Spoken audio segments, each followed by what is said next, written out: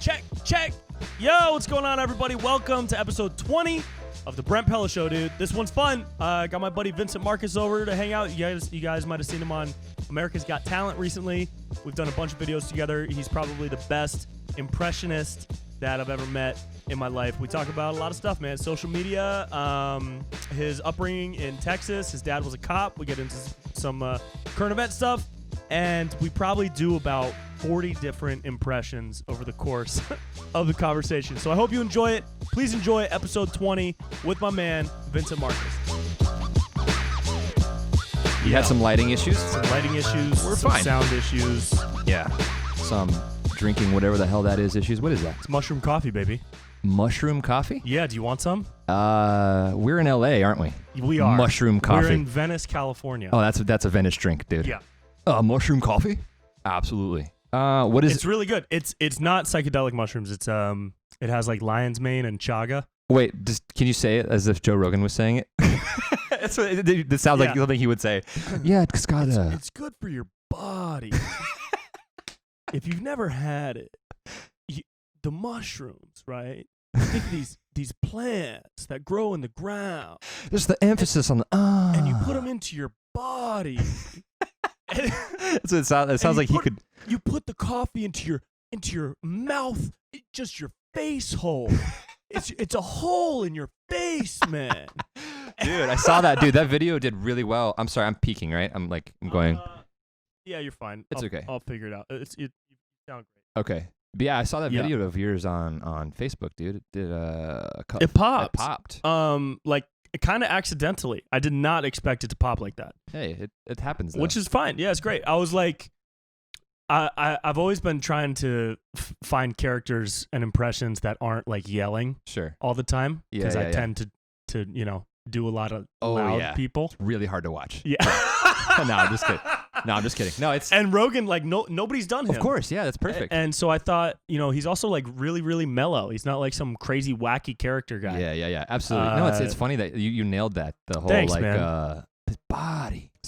Yeah, you nailed that, dude. Thanks, bro. Yeah, I actually worked on it too. I was like practicing in my mirror for like hours over the Nice. past couple months. Yeah, because and crying. Do you have like impressions that you? This is like my podcast now. I'm like, it is. Yeah. Welcome to the Vincent Marcus Show. Can you do? No. Yeah, I like doing that. I like finding impressions that like no one's really done. You know? What I mean? Yeah. Like Eminem. Like no one's done an Eminem. No one's ever done Eminem. You were the first. And what's crazy is you look exactly like him. Yeah, I know. So yeah, exactly. Yeah. What's an impression that you've done that you think like you kind of owned? Like no one else really did that one. Oh, I'd have to say Eminem for sure. I'm just kidding. No. Well, the young one. I'm kidding. The young one Slim, you did. Slim, yeah, absolutely. Slim, yeah. I'm just so I do an Eminem and so does Brent. That's why this is funny. This is great. So no, I don't know. Probably. I guess one impression that I've done that I haven't really seen anyone really do is Ben Shapiro. No way. What do you do for Ben? I say, well, welcome to the Brent Pella Show podcast. It's actually one of the best podcasts on the planet. If you haven't subscribed to Brent Pella Show, it's actually nonsense if you haven't subscribed to Brent Pella. So just make sure to do that, guys. And also, blinds. We need them, right? 1-800-BLINDS.com. If you guys want to use the promo code, #Ben, it's 25% off your first purchase, guys. Okay. So it's really... Oh, my God. Yeah. His words are like on top of each other. On top of each other, very fast-paced, very intellectual, very, very concise, very specific. It's very... Sometimes I'll lose it, though. But like I have, it's very... kind of like nasally, right? Yeah. So I mean, that's kind of one I'm working on. Then like I'm trying to do like some I don't know like Theo Vaughn and stuff. Like I've been trying to work on Theo and stuff, dude. But like I don't know. It's podcasting opened up like a whole new avenue for that type of stuff because all these guys. I mean, I would never do an impression of a comic because I'm a comic, right? Absolutely. But a comic on a podcast is like a whole different world. Sure. So I've been looking at like Brendan Schaub because I want to do. We should do something dude, like that. That would be hilarious. I'm like, bro, what the fuck, bro? Like, Brendan's got like this. Have like, you been to the food trucks? Bro. Oh, come on, dude. And he just starts crying when you talk about like food trucks or something. But yeah, because I want to do like Joe Rogan talks to like a little mini series. Sure. And I definitely I want to do Alex Jones. That's one I for sure want to do. Do you have Alex Jones? I've messed around with Alex Jones just like on a story post or something. Okay. And he's just, Joe, here's what we're gonna do. If haven't been outside lately, you gotta look outside, Joe. The Republicans are turning the frogs gay, Joe. They're turning the frogs gay. The frogs are gonna have sex with us. Oh, shit. Dude, your face got red. Yeah. And I appreciate that. I appreciate you committing to that.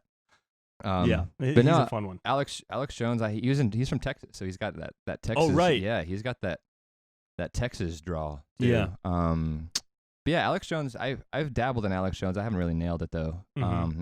Like it's funny. When I see your impression, I think Alex Jones meets Bernie Sanders because like. Oh sure, yeah. They're in the same register. Yeah. Yeah, they have a very similar. Yeah. But no, yeah, dude. I've been like. Just I don't know. I wanted to put out a video of just like me impersonating like of comics or whatever, or just like in their podcast. Like podcasts were like you said. Podcast impressions. Yeah. Like Brendan Schaub, but then there's like Theo Vaughn. Like come on, bro, come on, dude. Come on, gang, dude. Gang. When I was a boy, we used to put firecrackers in squirrels' asses, do cocaine off each other's dicks. Fucking what's his name? Brian Callen. Don't. Hey. Yeah. Hey, don't do it. Don't. It's just Brian Callen just saying don't. Hey, don't do. So that's it. And then you could do a Chris D'Elia, but there's just no one there. Yeah. You know. That's sad. Hey man, you know what my thing is? Wait for the facts. You know what I mean? Yeah. Because like it happens so many times when some like a comedian or someone gets blasted and then turns out to be not true or just who knows? Yeah. I don't know yet. Do we know anything yet? Or no, you know what we know is and I've said this before, but I'll say it again because it's very important. The original girl who called him out for a bunch of stuff and started inspiring and encouraging other people to share stories that could not be validated. Yeah. She shared a screenshot of a text convo that she had with Chris, and he was saying like weird, creepy stuff for sure. Mm-hmm. Like, you want to kiss? Like, let's make out. Or you want to hang out? Whatever. Yeah, you want to kiss? Yeah.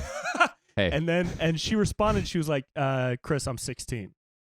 And that's what she shared. Yeah. But then his team shared the rest of the conversation. Yeah. After she said, Chris, I'm 16, he said, oh, that's way too young for me. You have to be 18 and up to be at my shows, and you were at my show, so I thought you were 18. Bye. Yeah, I saw that too. And then 5 years later, she texted him out of the blue saying, hey, I'm 21 now, and I'm DTF. Yeah. And it's like, dude, see what I mean though? Like that. We didn't see that until weeks after. So you gotta like dig, dude. You can't just dig. You gotta wait. You gotta be patient. That's where all this cancel culture stuff just turns into more. It's not cancel culture. It's toxic culture. Yeah, exactly. Because then I think his agents dropped him and everybody dropped him. But it's like just wait for the facts to come Even out, his dude. friends dropped him. Yeah, just wait. Like wait for it to come out, dude. Like wait. You gotta wait, man. I don't know. I was like, I don't know about this. Like I know that I feel like Chris is he's a like a ladies' man. He's like kind of always been, right? Yeah, for sure. But at the same time, he's smart enough to not do that. I think. I don't. 100%. Yeah. I've met him twice. And yeah, me too. Actually, met him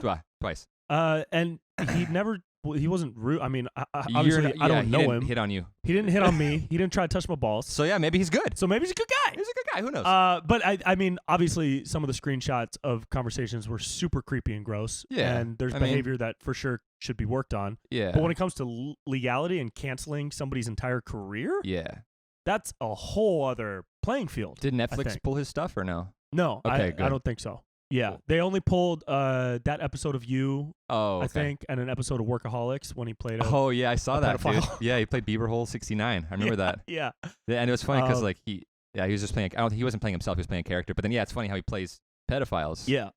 But no, I just wanted the whole story to come out, dude, because, like, I've been, like, I had an instance with a family member of mine who was, like, who went through legal troubles and, like, turns out the person was lying. And so, like, his whole name was smeared. Really? Yeah. So, I won't say who the family member is because people know who it is. Sure. But like, I had a family member who went through. He got arrested, charged with a crime, and the person who accused him, like, went on the news and it was like, this happened, and it blew up. It was this whole thing, and it turns out she was lying. And then, oh no, yeah, and then so he spent all this money on a lawyer to get his name back or whatever, and still like I mean it's fine now, but that's why I always take things. I don't take things at face value, dude. Especially now with like cancel culture. When I saw that happen to Chris, I was like, dude, just wait. Why does everyone have to just want? Why does everybody want to ruin somebody? That doesn't make any sense. Right. To me. It's the same type of thing that just happened with Nick Cannon. Oh yeah. Do you know? Have you looked into anything that's been going on with him? I know that he was on a podcast or on a radio show or whatever, and he said something about some anti-Semitic remarks or something like that about about the Jews run the banking system and all or something like that to the effect of. Yeah, I encourage you to look into it if you're interested, because I don't have the full story, but I have looked into it a lot, and the most important thing to me is that he wrote like a really legitimate, heartfelt apology afterwards. Mm-hmm. So he was talking to somebody who has a lot of extremist ideas about history and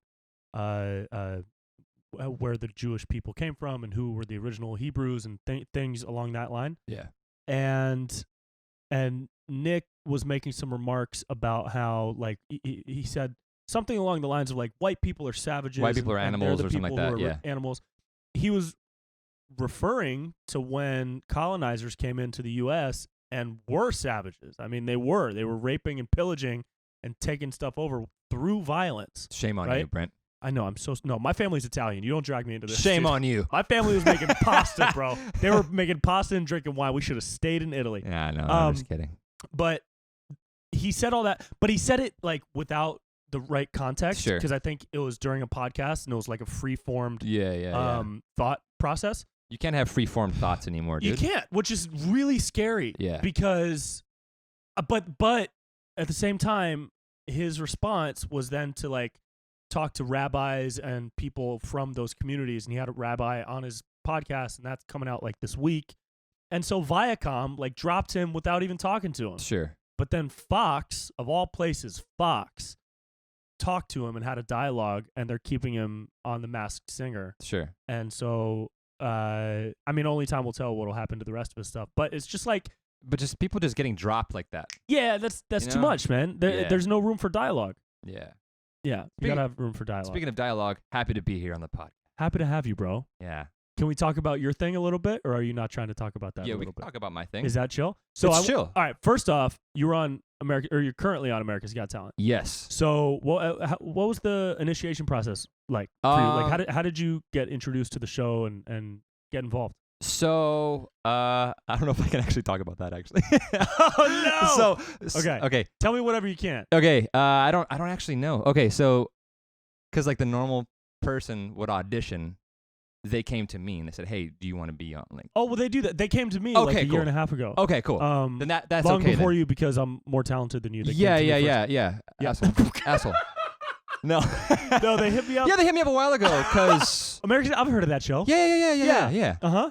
No, yeah, I guess so. Yeah, it's fine. I guess they hit me up. They're like, "Hey, we like your stuff, and we think you'd be great for the show or whatever." And then so I sent them a tape, and we worked on that and went in front of the judges and did then my you get thing. to skip the line, right? That's the whole. Sure. Yeah, I guess you get thing. to. Yeah. Yeah. So. Yeah. And so you go in. I haven't done it. I've never done the audition or anything. Yeah, because you're not okay.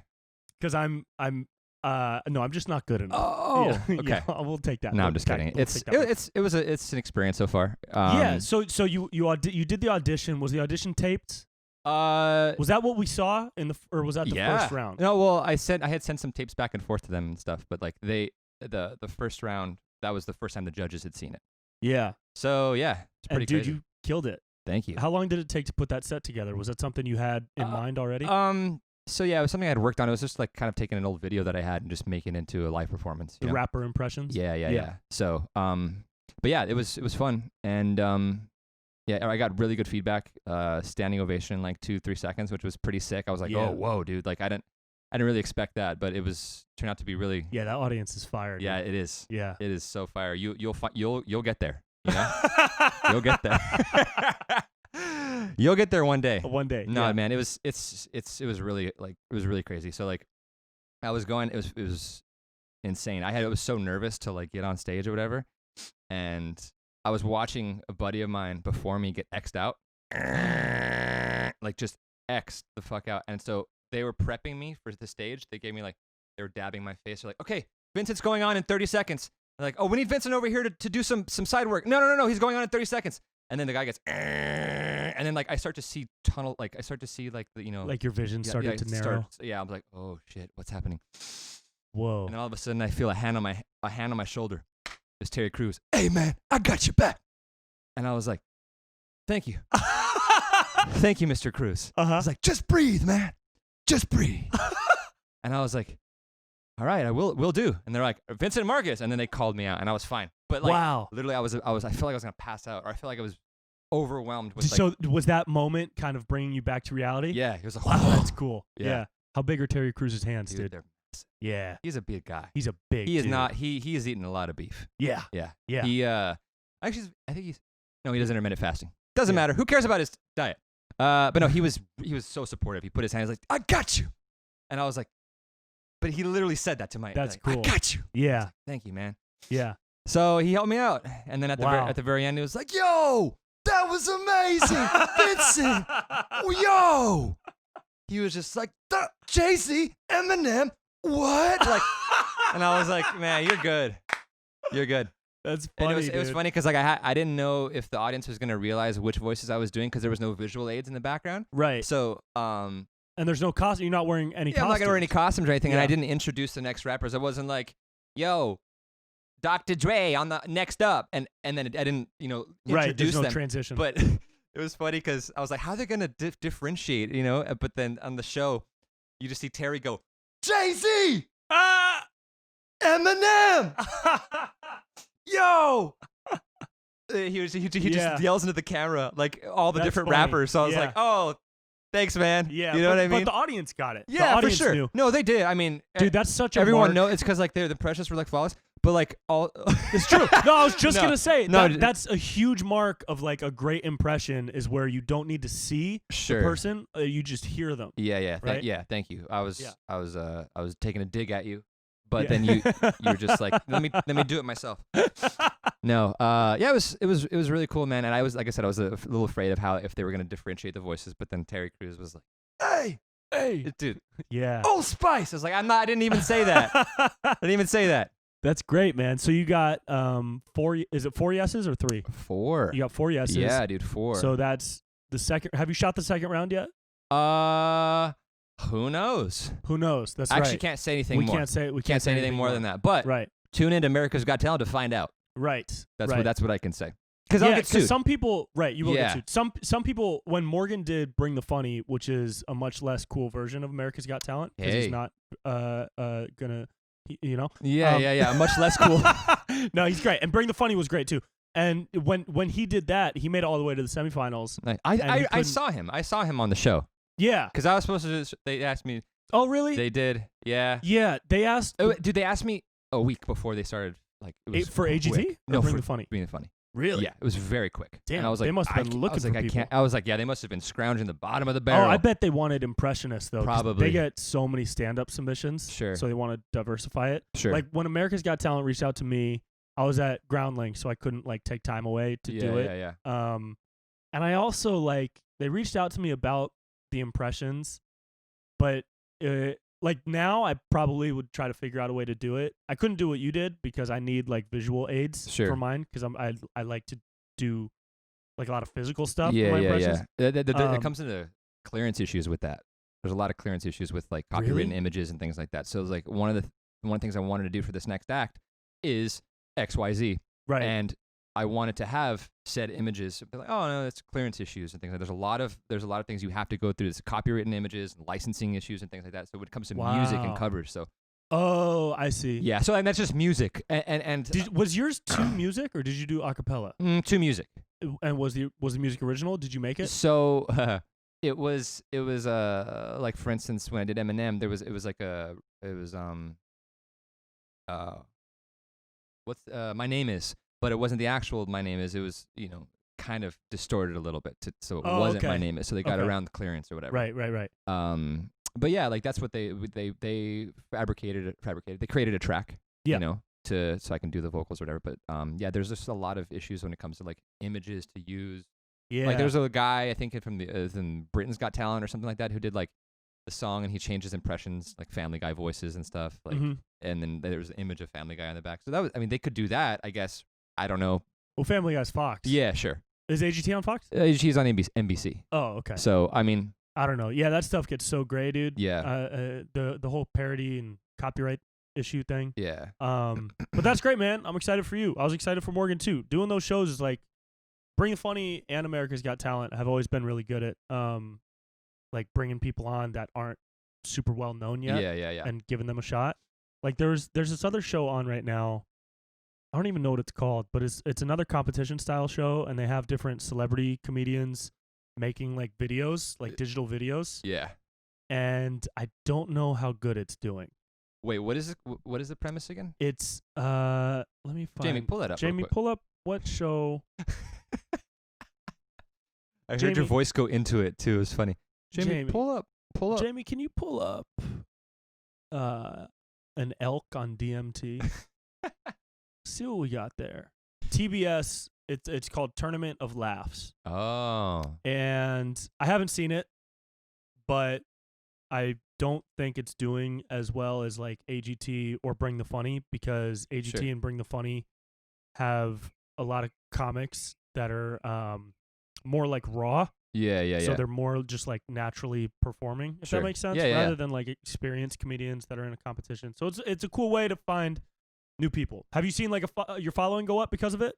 Yeah, I saw a surge. It was like 50 or something K on Instagram. And like, that's great. Yeah, and then it kind of tapered off. But like, it's funny, they re-aired the last episode, or the first episode, and I got a surge again too. Like, it's only when they re-air it. But yeah, man.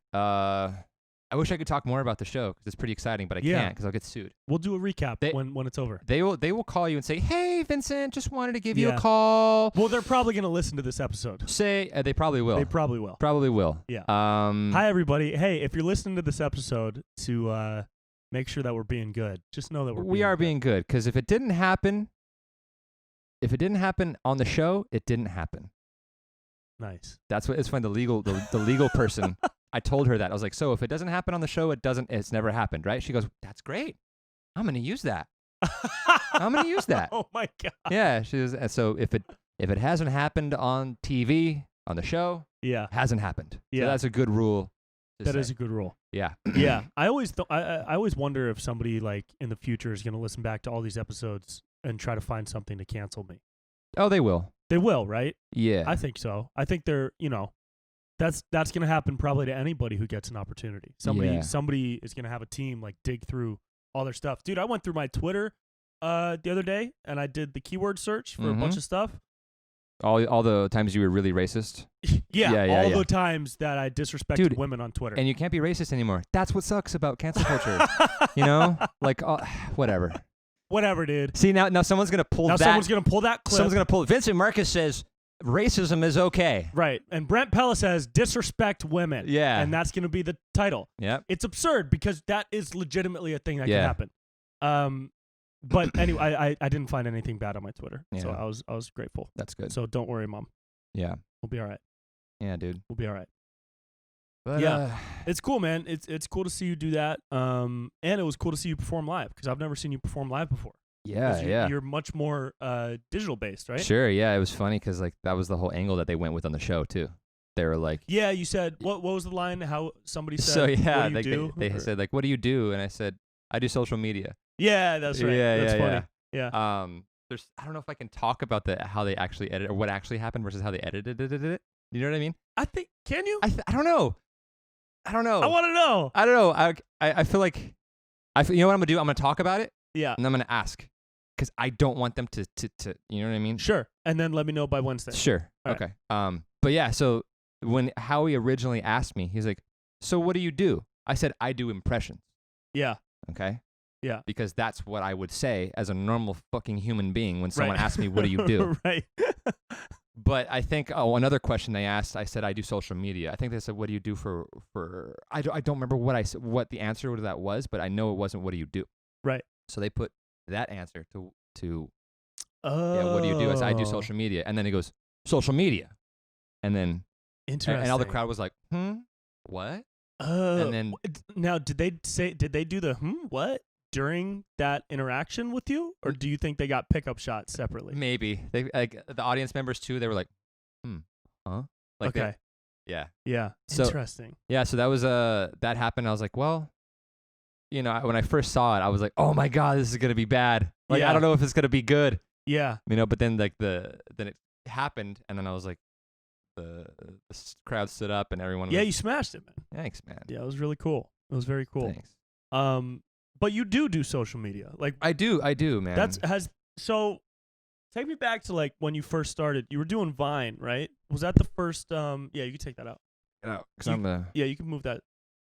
to take the a side too. stand. All right, here we go. Tell me, you were big on Vine before everything else, right? Was that your first kind of Yeah, introduction to that was the first social gig. media world? First gig. I had a friend in college. She was like, hey, you should do this app. It's called Vine, and she showed me Chris D'Elia Vines actually. Oh yeah, he was big on He Vine. was. Yeah. That's how I found out who Chris was. Yeah. And but yeah, so I started doing Vines, and then I, you know, had a few videos pop off, and I think Vine was the first app that ever kind of blew people up not overnight, Yeah. but like it made people famous or whatever. It was never. It gave you like notoriety. Yeah. It was the first. Yeah, app. I mean, because people, you could be Instagram famous, but it took a while. You know, it's Yeah. gradual. You didn't really become Instagram famous because there was no video on Instagram at that point. Right. So It was just for photographers. yeah, Pretty much. yeah, and like food, whatever. And food. Yeah, Right. assholes take pictures. But now Yeah. it was like Vine fame was a thing. It's like, oh, Yeah. Vine famous, and then Instagram famous, and then Snapchat famous, whatever. Yeah. But like I think that was the first platform that actually just blew people up like very quickly overnight, and people became a household name because of that. Or not household name. Who am I? Fuck me, right? You're right. No, a household like Yeah, frat, I'm a household like frat name. house. You're a frat household name. Yeah. But yeah, so that was how I got my start, and then just started doing impressions and beatboxing over there. Was that like early 20s, college age? Yeah. Yeah. Yeah, it was like 25, 26, something like that. Okay. Yeah. Cool. Yeah. And then Instagram, then Vine croaked or whatever, and then I moved to Instagram. Still haven't really gotten into YouTube that much. Need to do that. I know I need to. Yeah. You know? Well, do you put your sketches on YouTube? Just anytime you make a video? Yeah, sometimes. Sometimes you don't really take it that seriously. Yeah, not really. Yeah. Yeah, I do social media, but I don't care about it. You know, I do social media, but I do it kind of badly. But I do however I want to do it, Yeah. and sometimes it works and sometimes it don't. I do it however I want to do it. It's Chris D'Elia's. yeah, that's his thing. however I want to do it. I do however I want to do it. It's fun for me. Like, dude, it's so funny because Chris D'Elia, I think, is like one of the people. I don't know about you, but for me, he's like this generation of Jim Carrey. The reason why I say that is because when Jim Carrey was like popping, everyone was like, "Alrighty then." Everyone was like quoting him and doing all these things like this. Yeah. And everyone was like, "Hey, bro, hey, hey." Oh, you know, sure. like Okay. they do the or like they do the sabad. I've heard so many people like yeah, he's got his own language. he's got his own lingo. He's like, you know what I mean? He's put his like catchphrases Sure. into the culture. Yeah. So he's yeah. got catchphrases. You know, he's got catchphrases. You know? Yeah, I think he'll come back. Yeah, he will. He's gotta. You I know, think I'm rooting for it, to be honest with you. I'm rooting for him first and foremost to not be a creep to girls. But if he is a creep, fuck that guy. Right. And if he's gonna be a creep, then don't support him Yeah. if you don't want to. But don't not allow him to have a career Sure. Yeah. unless he does something illegal. And Yes. that's different. I think. Yeah. But I want to see Chris back. Yeah, sure. I would love to. And yeah, I he totally got get quiet too. He was like, he didn't say that. a word. Smartest He thing didn't you say can a do. I fucking think word. he's building a legal Yeah. thing. I think so too. But yeah, dude, I agree. He was one of the first guys I started watching when I was doing stand up, and I loved it because it was so physical and Yeah. and that's like how my body moves kind of too. Yeah. I remember I remember the show that we did or that you did or whatever. Which one? I forget where it was. I went with you. It's not in San Diego. Was it San Diego? Was it? I don't know. I can't remember. Yeah, because we went out for drinks shit, after. we did. It was San Yeah, Diego. yeah. And then the girl was like, "You know who you remind me of? Chris D'Elia." And you're like, Yeah. "I hate you. Yeah. I hate you." Yeah, dude. And she was like, "I'm sorry." Like, "Fuck you, bitch." That's how I treat my fans. Yeah. I actually had to stop watching Chris around 3 years ago Sure. because there was too much influence. Yeah, happening, yeah. And I was getting that too often. Yeah. Not like joke wise, but just like I was making fun of drunk girls. Yeah. And it just sounded. Yeah. It was like in the same universe. So I tried to make the only way for me to make that bit work as my own is for me to not watch anybody else that does stuff like that. So, but yeah, he's great. Yeah, we want Chris D'Elia back so you can not watch him. So I can not watch him anymore. and continue to not watch. But support because he's funny. Nah. Nah. Yeah, but I'm a huge fan of Brendan Schaub and Theo and Brian Callen. I like those four. Will Sasso, dude, is so fucking funny. Really? Man. Yeah. Dude. I don't watch any of their podcasts, but Brian Callen's hilarious on stage. Don't. Dude, that's so funny. Hey. That's so good, dude. Hey. Don't. I'm a bear. What does he say? I'm a when you're a human and heat, right? Yeah. Got her in heat. Dude, so did you see Chris D'Elia when he crashed Brian's show? Did you watch that? So good. Yeah. Like, hey, Papa says. Just like he calls him Papa. He's like, hey, Chris calls me. He says, hey, Papa. Yeah. I fucking love him, It's dude. so funny, man. Don't, hey, don't. That's just all he does. The whole podcast. Good, dude. Yeah, you got to do a video of those guys on their podcast. It would pop. But dude, Will Sasso comes in, dude. I love Will Sasso when he comes in, just does impressions, dude. His Jesse Ventura is fucking flawless. Really? Flawless, dude. It's probably one of my favorite impressions. Jamie, pull up Will Sasso's impression of Jesse Ventura. It's so good, dude. I gotta watch that. Yeah, you should. I like Tim Dillon. Do you know Tim Dillon? Tim Dillon. He's a stand-up, but he's got a podcast, and he's like, he's wild. He talks about conspiracy theories all the time. Really? Yeah, but he's really smart and funny about it. A lot of people are like moving from D'Elia to his podcast. Oh, really? Which is cool, and just skipping mine. In the process, which makes sense. Yeah. But he's really funny. There's a whole crop of those dudes that are like big in the podcast world. Sure. That are on the rise, which is cool. Yeah. What's his name? Tim Dillon. Tim Dillon. Yeah. Sweet. So they're just dumping Chris and going to Tim? Yeah. Yeah. That seems to be the case. Interesting. At least that's what I read on the Chris D'Elia subreddit. Oh. Yeah. Nice. Yeah, I need to stop going Not on Reddit. that you are influenced by Chris at all. I know. I was trying to figure out what was going on the other day, so I was snooping around. Yeah, man. All right, so you did Vine, and then you moved to Instagram, and yep. What's your biggest one? TikTok? Yeah, TikTok actually. Nice, dude. It's my favorite app. Yeah. You don't like it, huh? No, I hate it with a passion. When I saw the news it was getting banned, I applauded. Yeah. In my living room. You know what Gary Vee would say to that? Post 6 times a day. You should. Why you hate TikTok? You should be posting to TikTok. Make your own TikTok. Just be TikTok. Just be TikTok. Wait, what? Buy some Luca rookie cards. Rookie cards? I get you, bro. I've been posting to TikTok more. But I don't. I think I maybe treat TikTok the way you treat YouTube.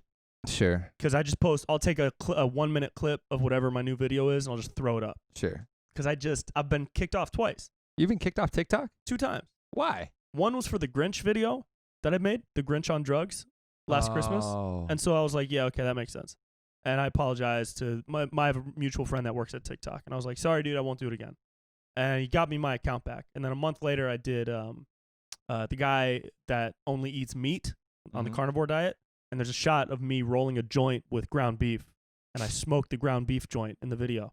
And they booted me for that. But then I found all these videos of people actually smoking weed and vapes. Yeah. And I saw someone holding mushrooms the other day. Yeah, dude. And every other video is a 16-year-old girl with a see-through shirt. Mm-hmm. So, I had to change my algorithm from that. So now my algorithm is only showing me people making pasta. Oh, okay. That I purposefully did that because I don't want to see 16-year-old girls dance. It makes me feel weird. Yeah. You know, who am I, D'Elia? Oh, joking. dude. I had to. That's a joke, Chris. Dude. That's a joke. People in the future looking to cancel me. Hey, you know. Come on. You know. Hey. What's the laugh? Yeah. Like it's very. Yeah. Like a cackle. Yeah. But so he was like, the guy at TikTok was like, sorry, dude, can't help you. Really? He was like, hey. He refused. He was like, hey, man, I'm not in the whatever, department anymore. Well, he never was, but he said if I was in that department, I could help you out, but you shouldn't be doing drug references. And I was like, hey, bro, here's 3 screenshots of people smoking drugs. Yeah. And he was like, sorry, bro, can't help you. This was through email. So did you have followers on there? Dude, right when that happened, I had just gotten 4,000 in like an hour because I posted my Young Jamie video. Yeah. And I got like 4,000, and I was like, oh shit, this is popping. You Maybe can this blow will up be my next one. pretty hard on there. Yeah, because they're Yeah. all bots, and China just wants you to be on it so that they Exactly. can have all your information. Exactly. And I was like, great, here's my info, China. yeah. So And so I posted the carnivore diet a couple hours later and off forever. So now I'm at like 5,000, and it's taken 2 months. I gotcha. Yeah, I thought that I had a theory that TikTok started the coronavirus. Ooh. Because it's from China, right? Yeah. And what do they want everyone to do? Be inside Be inside. and be bored. Yep. And what do we do when we're bored? We're on our phone. On the phone, dancing to the Mhm. newest Drake song. Exactly. Yep. TikTok, if you're listening, They're for I sure don't- listening. I don't mean that. Don't take my account down. Don't take my account down. Or you've been foiled. You've been hacked. So the Right. plot's been foiled. So now I know. So now you know. But no, it's TikTok's been like I have a love-hate relationship with TikTok. Yeah. But yeah, I mean, I love it when I grow followers, and Right. I hate it when I don't. Right. That's what it is. Yeah. Truthfully. But no, it's weird. The stuff I'll put on, like every person in social media says this. That the stuff that I want to do well doesn't do well. Yeah, of And course. the stuff that I right. Don't think's gonna do well does well. Right. TikTok. I have a friend. She has like 2,000 followers. She posted a video, got 50,000 views, which is decent for 2,000 followers. Yeah. You know what I mean? So it's like For sure. there's definitely some sort of algorithm, like the For You. Like people, you can. I think there's more opportunity to blow up on TikTok. I Yeah, think. there is. Yeah. Yeah. Yeah. It's just the It's just stop putting drugs in your videos. stop putting. I know, but drugs are so fun to make I fun know, of. dude. They're so fun to make fun of. Yeah. I had a video that got taken down from TikTok. It was like smoking pot or whatever. Uh-huh. Or no, it was you want some pot? Or you want a little pot? And then I go with a bag, and there's like a little clay pot. A little clay pot, and then I smash up the pot and I snort it. So it's like, and then I got taken down, which is fine. When was this? Like 2 years ago or something like that. But it's like, Is it up anywhere? Did you have to put that back on Instagram? yeah. Is it on your IG? I think it is. Yeah. That's so funny, Yeah, dude. it's That's like my favorite thing. Yeah, a little pot, and then it's a ceramic or a clay pot, and then I crack it up and Tiny snort it. pot. And then I like shot. I think like to shots, like shot, Yeah. shot, and then I snorted it.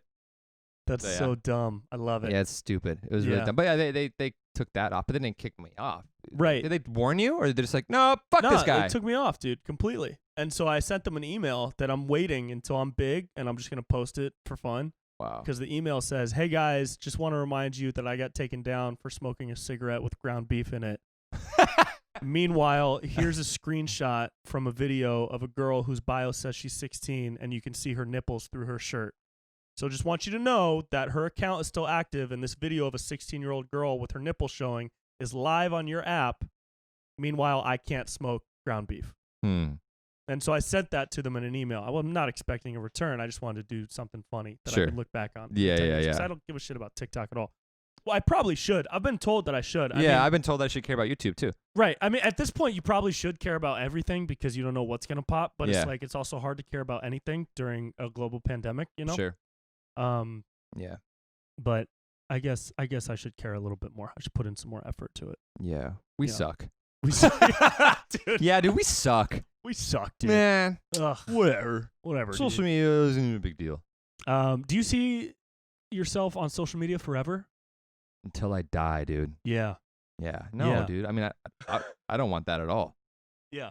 You know, there's like the pressure of like posting and stuff. It's like, oh, I got How do you deal with that? How do you deal with that? I haven't been dealing anxiety? with it. I haven't been posting that much. I've been Yeah. kind of like chilling. You know, it's like, hey, I'm at the store. Right. I got a mask on. Right. You know what I mean? yeah. Yeah. So what can you do, man? Yeah. I don't know. It's weird. It's been really weird to like go out and do things and shoot stuff with people because like Mhm. it's a real thing. Yeah. I thought it was a hoax, to be honest with you. Sure. This whole coronavirus thing, I Sure. thought it was a hoax. I mean, but- you are from Texas. That's the thing. You know, we're in Texas. We don't wear masks. Okay. I thought this whole thing was a hoax, but turns out it's actually real. No, I was just kidding. But Yeah. no, it's actually. I mean, it's a real thing, I guess. And I don't want to die. You know, I don't Yeah. think I'm gonna. But it's just I don't know. I don't want to risk it. You know, and everyone's. It's hard to shoot with people because you know people sometimes don't want to meet up or sometimes are wary to meet up. You know, but Yeah. I don't Yeah, know. I've been shooting with people quite a bit. But not like giant groups. I guess I just expanded my circle over the past month. Sure. You know, like for the first couple months, April, May, was just like me and Morgan and like 2 or 3 friends. Yeah. And then in like June, I started shooting with, three guys, and now I'm adding a couple more. I don't know. I just feel I get cabin fever so bad, man. Sure.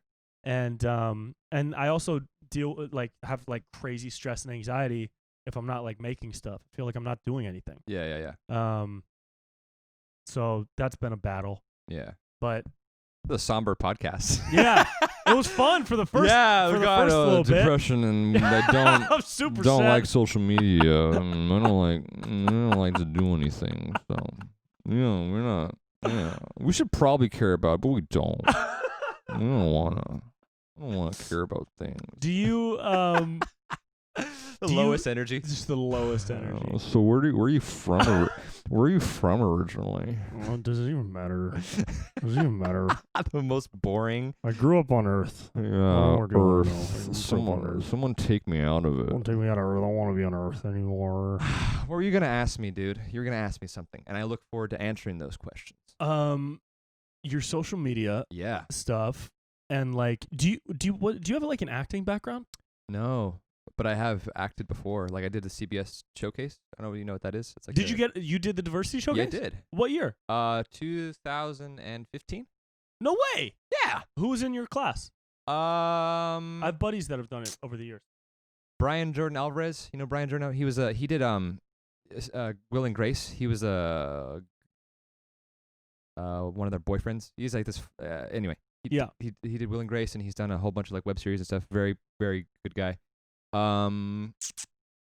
Ken Kirby, a bunch. I'm trying to figure out who was in my class. I know there's a lot of like SNL alum went through there. I know Kate McKinnon went through there. Yeah. Yeah, and then who else? There's a bunch of people that went through there. You did. That's all that matters. That's all that matters. I'm trying to like give other credit where credit's due because there's a lot of talented people who went through there. Yeah. That's really cool. Yeah, did that, and then went on a couple auditions. Didn't know what I was doing. The way it's 5 years ago. Yeah. Yeah, the way they call it, it was funny because the guy who used to run the program, his name's Rick. Mm-hmm. I got a call one day on my phone because that's where you get calls on your phone. Oh, yeah, word, unnecessary. Yeah. I got a call and I answered it and I was like, he was like, hey, who's this? And he goes, hi, Vincent, are you Latino? Who is this? You know, and they're like, Yeah. oh, it's Rick from CBS or whatever. But he saw my vines and he saw my impressions or whatever, and he called me and basically was like, hey, I like your stuff. We want to bring you onto this thing. You know, but like 5,000 people auditioned for this thing. Yeah. Yeah, it's like pretty grueling. Yeah. And so when I got there, I was like, okay, I'm on social media. I'm cool. Right. You know. But then these actors, like they're fierce. They're fierce and they're also very well trained. They got out. They're like Sunday Company. Like those are like strong people. Yeah. And so I was like, oh fuck. Like I never cold read before.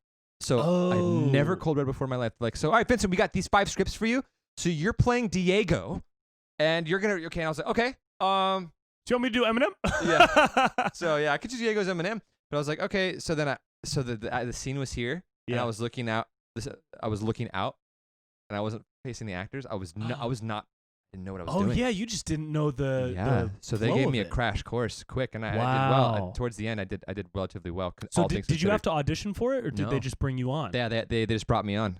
So Rick was like, hey, we got this, you know. And it's funny, the first, so he brought me on just from Vine, from watching me and this thing, asked me if I was Latino, and I said yes. Went out there, and then Rick's like, hey guys, we got this guy. This is exactly how he sounds, by the way. Yeah. Hey, we got this guy, came from Texas, great guy. Vincent, why don't you do 5 minutes? What? Yeah. Really? He just threw you on stage. Yeah, just do 5 minutes. Show him what you got. Whoa. And I had no idea he was going to do that. Whoa. And you also didn't have 5 minutes because you weren't. Yeah, it's like just do a 5 or something. And I was like, yeah. So basically, I do impressions. Hey there, it's Peter Griffin. You know, I mean. Oh my god. And it honestly did really well. Like I did well for. Okay. Yeah, like they could tell you were funny. Yeah, because I have natural talent. It's crazy. Man, I don't know. What is that? Yeah, I don't know. It's just you know. Just got it, you know, was born with it. You know what I mean? Do they have it at the farmer's market? Yeah. Okay. Yeah, you could pick some up. I'll try. Yeah. But no, it was really, I was nervous as shit to do that in front of everybody. Yeah, All these yeah, actors, yeah. they're like really beautiful people, really fucking hardworking, talented people. And I was like, okay. Yeah, some people had been working to get into that showcase for years. Yeah. I know it, and they probably hated you. Yeah, you probably like a couple people probably did. For Because sure. a lot of the people that go through I went through those programs. Yeah. Right. So I can only imagine if I'd been like working towards something for 6 Yeah. years. Like, look at this jack off over here. Who the fuck you think he is? But you held your own though. yeah, I did. And you I did I really mean, well. I was dog shit in the beginning, and the guy was like, okay, what? Vincent, come here. Yeah. He did the stepdad, no. like, hey, Yeah. or the assistant coach, come here. Oh, yeah, that's totally assistant Come coach. Yeah. So, yeah, dude. So then I went through a crash course on how to cold read and like how to, space work and just Yeah. blocking and everything, and it was good. Wild. Fine. Yeah. That's cool. So Did you get a shot at JFL? what's that? Montreal Just for Laughs? No, Festival? no, I have not done that. Yeah. No. Have you done that? They refused to give me an audition. I don't know why. And when I say refuse, I just mean I haven't gotten one. I auditioned as a stand-up when I was like 2 years into stand-up, so I was too new, Yeah. and I got that. I understood. It was a great experience, but it was a little overwhelming. And then 4 years later, I submitted for characters, and then the past 3 years, I've been submitting for characters Mm-hmm. and just not getting an opportunity. So, but at the same time, it's like, I think stuff like that is becoming antiquated because you can give yourself your own opportunity through social media Yeah. and online these days. Absolutely. So like, whereas JFL was once like the dream of all dreams for a lot of people, yeah. I think that's gotten knocked down really far To becoming on the priority list TikTok for a lot famous. of people. TikTok famous is above that for a lot of people. Adam Ray's doing it. Doing what? TikTok? Yeah. Dude, Morgan, yeah, he's got like 500,000. Yeah. I saw Adam on the For You the other day, and I was like, oh shit. Nice. Yeah. That's cool. Yeah, Adam's funny. Yeah. He does impressions, but he does the face over his face. Does he? Oh yeah. Okay, maybe. Yeah. I've seen, he was on. I know he was on. I love his stand up. It's funny. And then. He's super funny, dude. He's super funny. Um, But stuff like I think industry type stuff. When you were on social media at the beginning, did you look at industry type goals, like you wanted to audition for TV shows and movies, or were your goals more social media oriented, like you wanted 100,000 followers? Yeah, I by think that's September what it was. or whatever. Yeah, it was more like social media goals for sure. Oh, that's so yeah. interesting. Yeah, because like when I Wow. mean, you sound like Joe Rogan. Dude. You like slipped into wow. It's interesting. Wow. It's Just interesting. because mine was the complete opposite. Wow. Whoa. Dude, that's Whoa. so funny. That's my actually favorite a one. really funny impression, dude. Whoa. Whoa. Thanks, bro. Dude, I got so much negative comments. from it. Really? Yeah, because people are like obsessed with Rogan. Yeah, he's And like you know a what's god. funny, dude, is like when people see your impressions, I'm sure you've gotten this too, even though all your stuff is really good, but people don't want you to mock their heroes. Yeah. And as comedians, it's our job to make sure nobody is looked at Yeah, like, as exactly. a god, and nothing is treated as holier than thou. We Yeah. have to bring everything down to neutral Sure. and make everybody look at it through an ironic lens, right? Mhm. So that's why I like doing people like The Rock and Eminem and Joe Rogan. Sure. But Dude, the Joe Rogan's so fucking funny, the dude. people who love Joe Rogan like love Joe Yeah, Rogan, yeah, dude. yeah. So there's dudes like holed up in the middle of Oklahoma sending me literally like death threats No way. on Facebook. Yeah, I got like three. Three people. One dude said, "Hey, that Joe Rogan impression was dog shit. If I ever see you, I'm gonna stomp your fucking face out." Wow. Yeah. And so I sent him a recipe for a prosciutto Italian sauce. I sent him the ingredient list and like the step-by-step how to make it. That's funny, dude. Like, what do you do with that as like a hater, right? I don't know. Yeah. Yeah. It's a lose-lose. 'Cause Yeah. What are you gonna say? Haha, you couldn't think of anything. Yeah. Now you look like an idiot. Yeah. What am I supposed to do with this? Make some sauce? Yeah.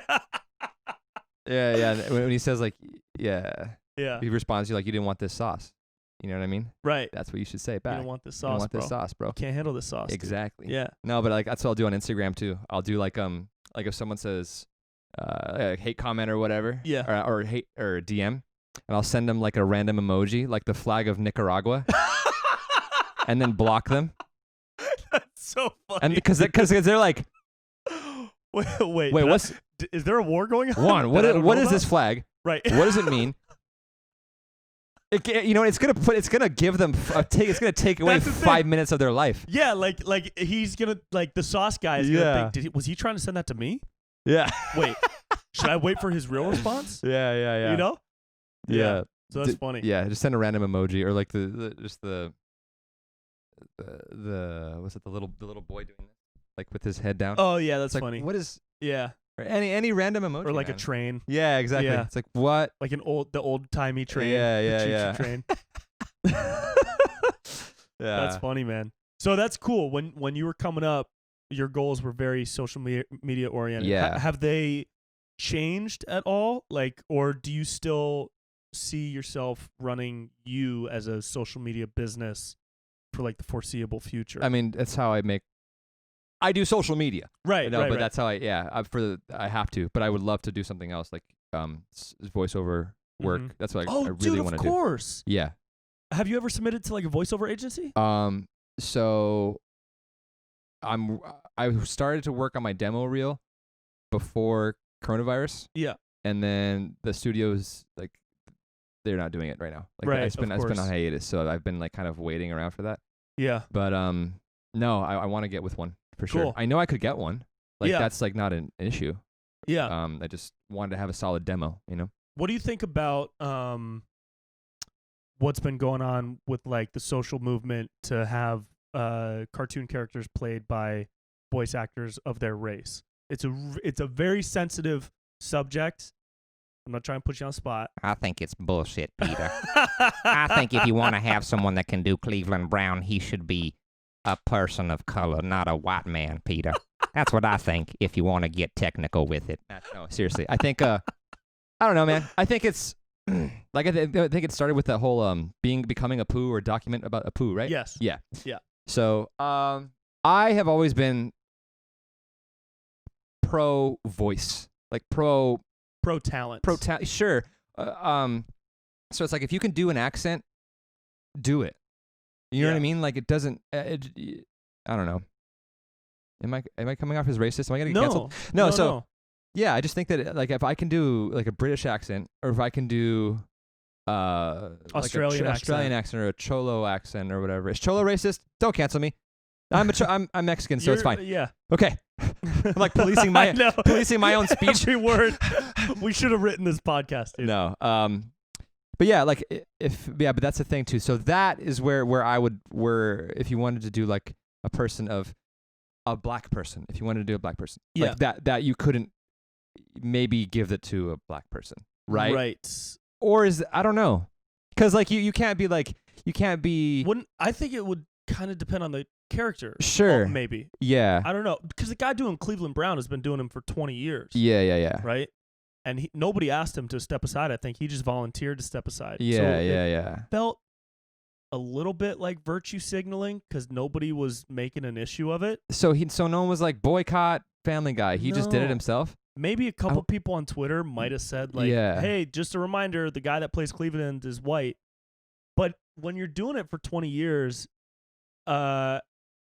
Cleveland is a character who's like, the thesis of that character isn't based in race. Like the thesis of Family Guy it's not like a racial show. Like the Boondocks, right? Mm-hmm. The Boondocks, I would hope that everybody who played voices on that show were their ethnicity. Sure. So it was a show that was so deeply rooted in racial and social and justice issues. Yeah. But Family Guy is rooted in like, fighting a chicken for 10 minutes. Yeah. So it's I would rather see it on like a case by case basis rather than one generalized sweeping Sure. measure to and also based on comfort levels and yeah. If you want to maybe do look it for somebody who's really good first that matches this person's background or ethnicity, and if Yeah. you can't find one, then find the best talent for it. Yeah. I don't know. I think it's on a case by case basis. I think we're generalizing too much. Sure. Yeah, I think so too. I think there's like a blanketed ban of like you can only do your race. Yeah, because it's like kind of weird, right? yeah, the what's her name who was playing the girl on Mad TV. No, on the show that Nick Kroll and John Mulaney made, Big Mouth. Oh yeah. What was her name? I don't remember. Jamie. Jimmy, Yeah? pull up. Jamie, don't talk, but pull that thing up. All right, I got it right here. Jamie. Big mouth voice actress. I don't know. I'm not Jamie. Jenny Slate. She stepped off because she was playing a character who was half white and half black, but she's white. So isn't she half of that character? Yeah, but But wasn't she also not half of that other character? Right. I guess so. So yeah, It's just weird. It's so touchy. I do not have the answer. I think what it is like if you are a person who does not have an accent like me, and you put on an accent, Yeah. that's rooted in socioeconomic or sort of race. That's rooted in like racial history. Sure. So Yeah. like, I can't do it. But like if I was to do a character like that was an urban character. Sure. Like a gang member. Sure. Like yeah. That could. I don't know, man. That could come off. Yeah, it could come off as like, oh yeah, because that's it's almost like you're doing. What was the performance style that they used to do when they would put on blackface? What was that thing that they used to do? There's a name for it. It wasn't Jim Crow because that was just the law. But Yeah. there was Jamie. Jamie, pull this up, man. Jamie, you're too slow. But yeah, It was minstrelsy. Do you know what the minstrelsy was? I know what menstrual cycles are, but I Close. don't know what Very minstrelsy different. is. It was a minstrel shows back in the day, like the 19th century, right? Were live performances of white people dressed as African Americans doing like comedic skits Sure. and making fun of African Americans. Okay. So there's an element of minstrelsy, I think, when somebody who is non-ethnic puts on an ethnic voice and portrays an ethnic character. Sure. So I definitely see that. Yeah. Like I for sure see that with Apu. Yeah. He's not. He's because Hank Azaria's white, right? Right. Yeah. And Apu is doing a lot of like that character has a lot of like he's a stereotypical convenience store Indian owner and things. shit like that. Yeah. Yeah. And he has a lot of stereotypical catchphrases and Sure. things. Thank Yeah. you, come again, all that stuff. Yeah. But then for something like Cleveland on Family Guy, maybe I haven't seen the show recently, so I don't Mhm. know. But I would guess that it's not the same because Cleveland doesn't have like a stereotypical black guy's accent. Whoa. Right? Whoa, I'm talking Brent. stereotypical, dude. Okay. I'm saying stereotypes that I don't believe in. Whoa. I'm just kidding. No, I understand what you're saying. You know? No, I get it. And same with the character that Jenny Slate played. Yeah, because this isn't even like that could be a 9-year-old man. that could be it's funny because I used to work at a Cadillac dealership and I had there was a man who talked like this 100%. His name, what was his name? Oh, shit. I forget his name. Jamie, pull up. Jamie, pull up the guy that Vincent is talking about. John. His name was John, which is whatever. Yeah. But he would always come in and say, "Hey, Vincent, do you have any leads for me?" 'Cause I used to do internet sales for Cadillac dealership. Dude. Really? Yeah. When was this? Right before the CBS showcase, man. Like I was doing Vine. Was this in LA? This is in El Paso, Texas, dude. Whoa. Yeah. Okay. Whoa. Whoa. They brought you for the CBS Diversity Showcase from Texas to LA. Yup. So in Texas was when you were popping on Vine. Yep. And then they brought me to LA for that. But Was then, that when you moved to LA permanently? No, I was here for like 3 months. I was couch surfing for a bit, and Okay. then moved to San Diego for like 4 years, and came Oh, back. that's right. You were in San Yeah, Diego. Yeah. But then, yeah, that's how I used to do. Speaking of voices and accents, I used to do cold calling, which was like you'd have a list of people you're supposed to call and be like, hey. So I was the asshole that was like, hey, are you still driving that? Oh no. Yeah, I was You were that guy. I was that guy. Jesus. Yeah, and so, but I would if I did an English accent, I would get more appointments, like No way. 20 times more appointments. You would put on an accent Yeah. while you were calling Mhm. people? Yeah, and I even That's told my tight. boss. I told my boss, I was like, "Is this okay?" And he's like, "Yeah, do it. Who cares? Do it." Wow. Yeah, because all they want is people in the door. They don't care how Right. they get it. Because like, just get them in the door, and the salesman will take care of it. That's what my job was. Nice. My job. So it was like, I was like, "So you still driving that 2015 Hyundai Sonata?" And then they're like, "Yeah, I am." And I'm really happy. It's. That's so good. And I was living in a town, El Paso, is like mostly like Mexican people. Yeah. So they're not used to really hearing that. You know what I mean? Oh, right, Mhm. right. So Wow, like, that's would you wild. rather be sold a car from this guy right here, or would you Johnny Ive from Apple? Like, Sure. like that's the guy you want to talk to. every single day, right? I mean, if you're selling someone, it's like, yeah, would you be able to come in maybe next Tuesday, 2 p.m.? Is that all right? Yeah, Like, that'll work. Yeah, it's. I'll come. Can Yeah, I come? exactly. I want to come now. Exactly. So like so I got away with doing that for a while. That's cool. Yeah. So, but yeah, it's also that's not race. That's region specific, correct? You know what I mean? Yeah. So like, you're right. It's not racist because it's not a race. It's not a race. Not a race. You're right. Yeah, man. Back to the voiceover stuff, dude. I love doing impressions of just everybody, and that's the kind of me is like, yeah. If I hear someone talks like this, I'm gonna imitate that voice because it's funny to me. Yeah. Is that the first thing you clue in on when you're doing an impression? Is the voice and the traits of the voice? Yeah. That's really cool. So I'll just, and it doesn't matter what you are or what color you are, because I seen white folk that talk like this. You go to Mississippi, you gonna find somebody that sounds like that. Right. So it doesn't matter. Right. You know what I'm saying? Yep. So like, it's I don't discriminate who I'm racist to. You know what I mean? Yeah. No, I'm just kidding. No, that's cool. The first thing I clue in on is physicality. Yeah. Oh, really? Yeah. Like I'll see somebody at the grocery store that's walking around like kind of weird. Yeah. And I'll just like follow them. Dude, like I'll follow them until they start looking at me, and then I'll like walk away the same way. Really? Yeah. Dude, that's with me, dude. Like if I'm around people and they have a certain dialect, I will start to talk like You'll them, clock dude. it? Oh yeah. Yeah, that's for cool. sure, dude. Like if I'm around people like from El Paso, yeah, like a lot of my Mexican friends are like, "Hey, bro, what's up, bro? Like, hey, like what the fuck, bro? Like, where you been?" Like, I'll be like, "All right, nah, I'm chilling, bro. I'm in LA right now, dude. Like, I will just That's really morph funny. or morph like a chameleon, dude. Yeah, And then like, just with every dude. That's how I was when I was a server too, bro. Yeah, I was a server. I did Red Lobster 4 years. Oh, nice. I Yeah. did Cheesecake Factory 2 years. Nice, dude. We're talking about like it's prison time. Yeah, we got past.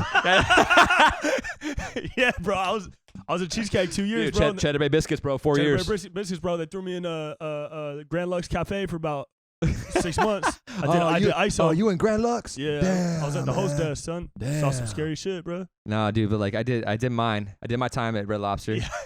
But like, dude, like it was funny because there's a lot of people, different people that go and eat, dude. Like different people, all different races and creeds and backgrounds or whatever, and they always want to get something out of you, you know. So like, Yeah. But there's also like the corporate business dinners or whatever. Right. When I, if they were like, if they're, they were in suits and they were obviously, on lunch or something, I'd be like, "Hi, gentlemen, what can I get for you? My name's Mark. I'll take care of you. Can I get you something to drink?" I was very like proper and very yeah, very totally.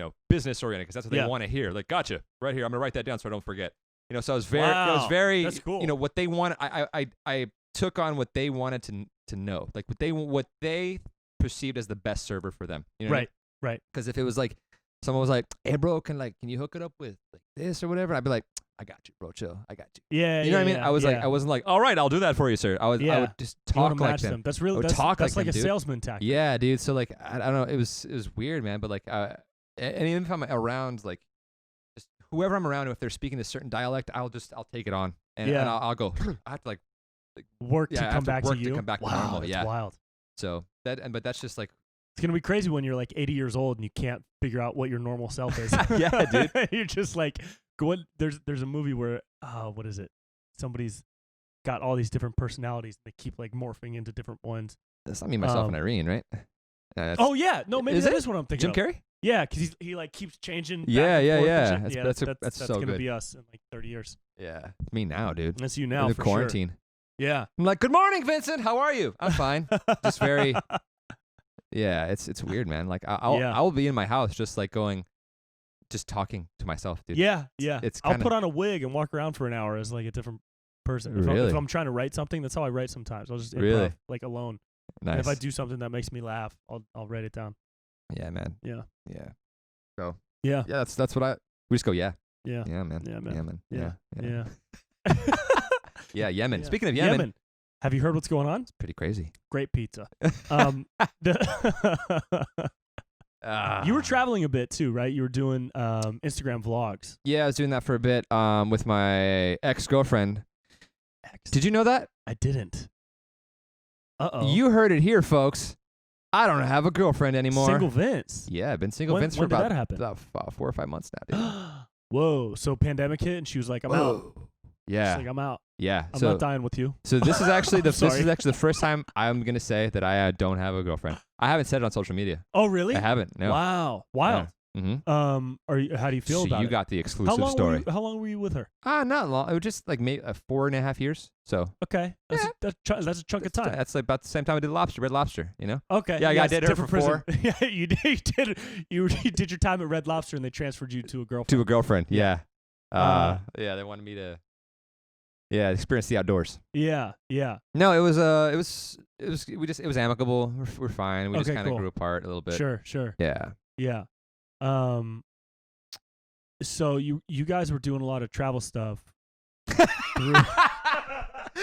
So when you were, that was really funny, dude. I don't even know if you intended to do that. Okay, that was really funny. Like, so when you were happy, So back when in you a didn't want to relationship, kill yourself. you were doing these vlogs. Yeah, man, it was actually, it was cool. Fuck it. Okay. We had fun doing it. We had fun doing it, but it was also like it wore on our relationship too, because you know when we go to work, it wasn't to when you go to travel, it wasn't to leisure, it was to work. It was to work, right? So like I mean, it was fine, but it kind of wore on us. But yeah, it's been I've been single for a minute, so I'm good. Cool. Yeah, That's tight, dude. That's tight. Does that give you? Do you feel like you have more room to create now? More time to yeah, create stuff? yeah. Yeah. Mm-hmm. Nah, yeah, it's because your stuff. A lot of the stuff that you make is like you don't have to rely on anybody else. You're doing like voices at home and Yep. impressions and characters and maybe like one-off stuff like the stuff you do with me, but which is super dope. By the way, the stuff we did was great. Yeah, That's some of my favorite stuff. yeah, same. Let's talk about that. Yeah, We've done some dope shit. we've done some dope shit. The first dude. time we met in person was on set at the Valentine's set, right? Was it? I don't think we met before that. I think we sent each other stuff back and forth. Damn, you're and then right. You showed up, and I was like, "What's up, dude?" Oh yeah. And you walked in like, I What's was up, very man?" impressed, by the way. You had a cool. whole camera set. You had the whole camera crew. You had craft services. I did. That was lovely. Thank you. Best being collab part. ever, Awesome. to be honest. Thanks, bro. Tell King Batch. Yeah. Yeah, that was really cool. We did that. You were Pitbull, Real fair, Mr. Pitbull, Mr. Real fair. which is phenomenal, by the way. Thank you. I did a podcast recently, and they had me do a couple impressions on it, and they asked me to do Pitbull, and I was like, that's not me. I was like, I can't do that. I can't do that one. Yeah. That belongs to somebody else. Oh, did they look at your content and was like, oh, Yeah. oh, like They do saw your the- Pitbull? They thought I was Pitbull in the Oh thing. wow. Yeah. You're like no. But that one was really cool. We both do Eminem, but we do two different Eminems. Yes. You could probably do the Eminem that I do. I don't think I could do the one that you do. Yeah. I 'Cause mean, the one that I do, I live in Eminem's like deepest anger. sure. That's where mine operates. Yeah. And you kill the younger one, Yeah. and you could probably do the older one too. I'm sure. Yeah, I think so. I Yeah. mean, I've dabbled in it before, but I mean, you have the thing about you have the mannerisms down very well. Like one thing Yeah. I say about you is you go 110 on your costume and your Oh, mannerisms. thanks, man. Yeah. So that's like one thing I respect about you. Oh, thanks. You know what I dude. mean? Yeah. Usually people don't respect anything. No, yeah, Yeah. just one. You have one? one. Yeah, I got that's one. really cool, man. Thank you. And so craft much. services too. Fuck, Oh, you know nice. what I mean? Okay, Yeah, cool. we're Yeah. practically family now. But no, yeah, dude. Like I've always been like, damn, this guy is killing it with the costumes, dude. Like that's like what's like separates you from a lot of people. Like it's I can Natalie Friedman. Yeah, She she's does- really great. Yeah, she does Yeah. that too. Mhm. She's like she's you. She's like the female you. I want to do something. We should do something I together. sent her your stuff. I Oh, told her to cool. reach out Okay. to you. Dope. Yeah, I was like, yeah, so I'm gonna check him out, and she thumbs down. Nicaragua emoji, and then Yeah, she blocked you. she Nicaragua flagged me, and then she thumbs down your profile, and I haven't heard from her. So we'll see. We'll see if you can. That's great. Yeah, that's usually what happens. She's like, "Was this the guy that got taken off TikTok?" And I was like, "Yeah, that was him for the smoking of the smoking ground meat. beef." Yeah, yeah, This guy that smokes meat. yeah. But But yeah, yeah, I would love. We should do something together. The three of us. Yeah. That'd be dope. she's great. She's a hard worker. She's diligent. Like you go, and she was like, "All right, what can we do? Nice. What are your strengths? What are your this? How can we do that?" Like she's very talented, dude. She's Yeah, very that's talented. She's really very, cool. very, very, very good at what she does, and Awesome. she does the costumes. She's obsessed. She has her own makeup artist too. Really? So yeah, she has. So like in that sense, she's killing it. That's you know? great. Yeah. But Yeah, I love building the character. Like, I think it comes from like I don't have like the vocal talent that a Mhm. lot that like you do, or a lot of really good like Jay Farrow. You know. Yeah, it yeah. has, Jay like, this Farrow's so good. insane vocal talent. I try my best with the vocal of an impression, but I really find fulfillment in like trying to nail the physicality and the look. Nice. know. So you're like So I hide my non-talent. you're compensating. Right. I'm Nice, compensating. dude. Yeah. I compensate with the exact gold chain that he's wearing. Yeah. Yeah. No, that's so funny. I remember when we were shooting Uh-huh. the Valentine one. You're like, I don't have his chain. I don't have his chain. Dude, Fuck. I was so upset, so dude. upset, I yeah. don't think I'm wearing a chain in that video. You're not. Yeah. And I almost did it again the other day. Really? Yeah, 'cause I did Eminem for president. Oh no way. I did celebrities for president. Oh nice. And yeah, thanks, man. It flopped, but it was fun to do. Oh. You're like, when is it out? It's out. It's out. It's out. My mom liked it, but I did. Dude, my mom likes all my shit too. Does your mom like your stuff too? Dude, my mom loves. Oh, she also gives me ideas. Oh really? Yeah, which is like sweet. Nice. Your mom's your ghostwriter? She actually gave me a couple good ones. Nice. I forget what they were. I should have written them down. But yeah, my mom's my ghostwriter. Nice, dude. But yeah, I almost forgot it on another shoot, and I was flipping out. 'Cause Can't forget the chain, man. I know. I get obsessed. We did Eminem versus Slim Shady. That was We dope. did. That was fun. really And my dope. buddy Donnie drove up from San Diego. Yeah, your boy. Yeah.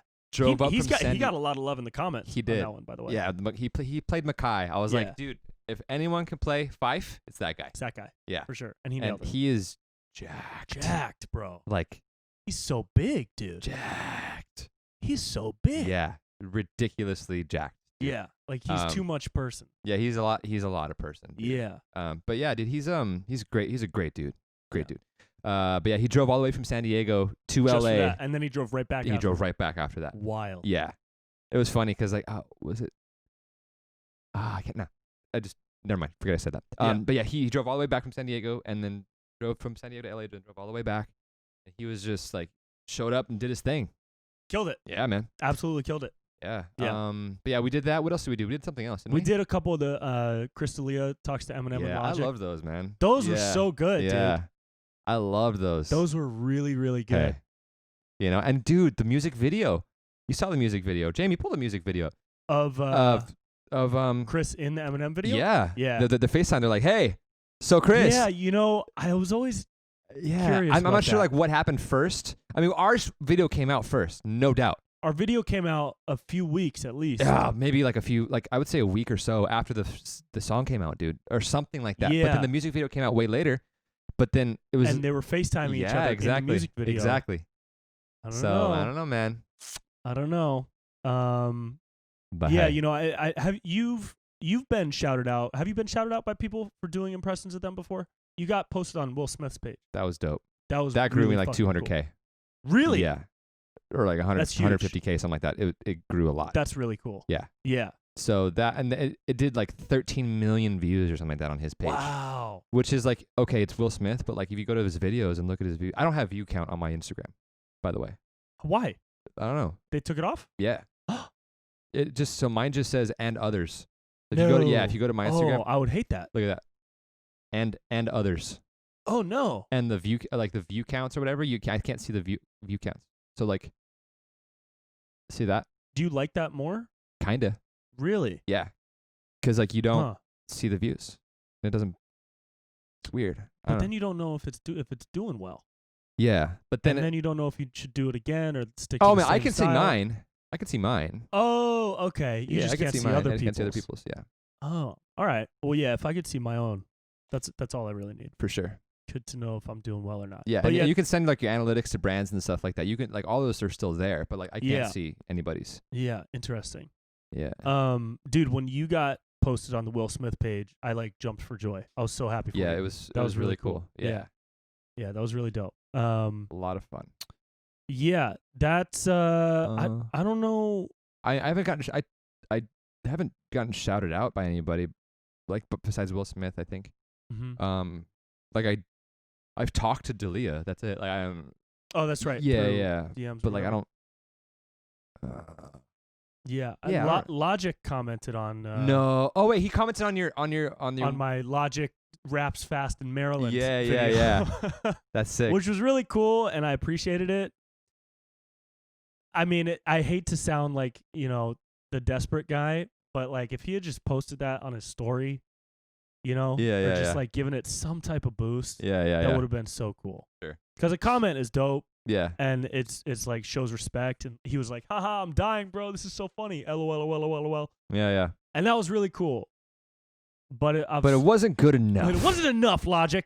No, it was. And I don't do that stuff to get reposted. No, I get it. And I don't do it like for recognition. Sure you do. I do it. Fuck that, dude.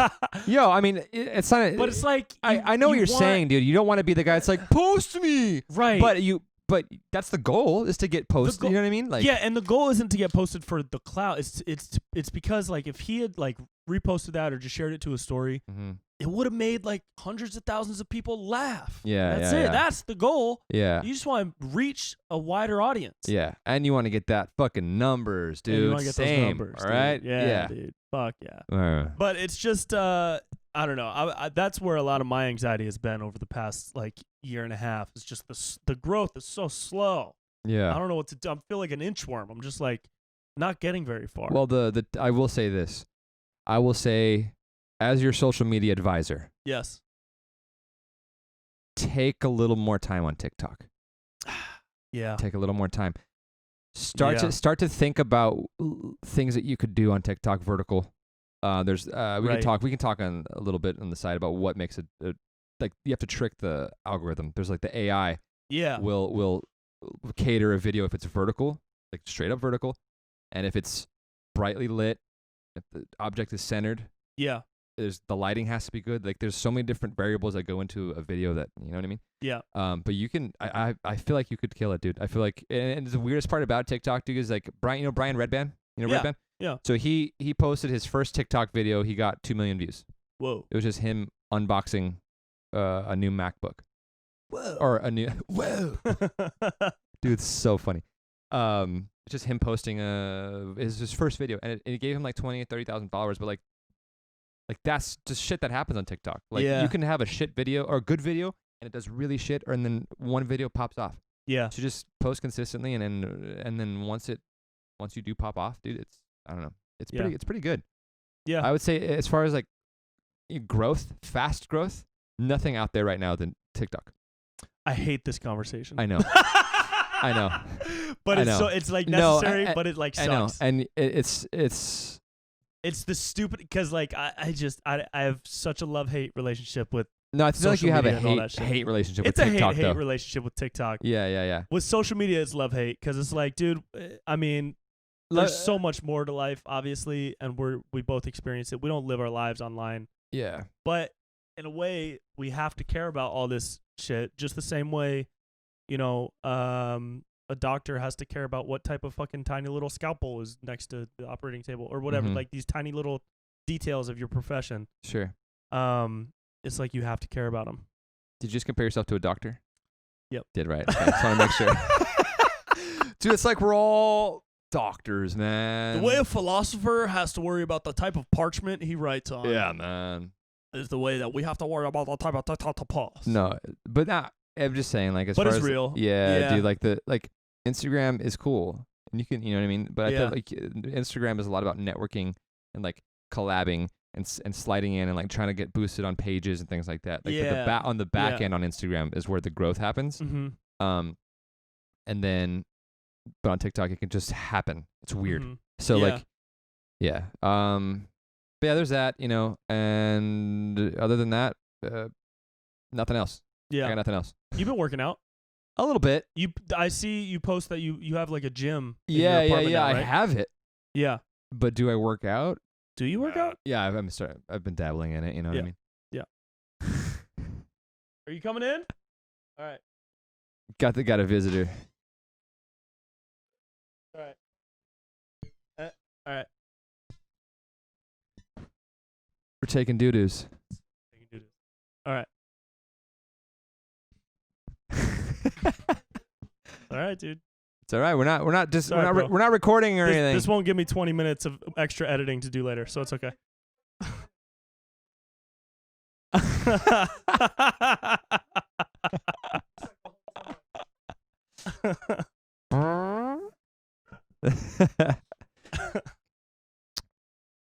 So we're good now, right? We can keep talking. Yeah. All right. You built. Is that little gym space in your apartment? Yeah. It's Cool. I have a squat. I have a bench. Nice. Like Olympic weights squat You just rack. put it there to take pictures of and put it on your Yeah, story? pretty much. Yeah. That's cool. So like I had it there for a while, and then like I had it there for a while, and then I brought the gym into my apartment Yeah. because of quarantine. You know, I have the Bowflex adjustable weights, like those. Really good ones, right? Yeah. So I had it there, but then I wasn't staying at my apartment for a while, so I didn't go to the gym that much. Sure. But now I'm living at my ripped. apartment. I'm living at my apartment now. Cool. So I'm gonna go back to the gym So more. you're gonna go back to the gym. Exactly. That's And, great. gyms are open or closed now, right? Closed. I can't keep up with the Yeah, changes. I same. don't know. But yeah, if we want to do leg day, bro, I got squat rock. I got squat rock. Yeah. We should shoot some stuff at the little gym space. Yeah, dude, I'm down. That'd be great. I'm Yeah. down. I want to shoot this one video, and it's so simple. It's so dumb. What is it? But it's just like me when I go. It's like, yo, bro, you ready? I'm just like, yeah. All right, let's get this set in.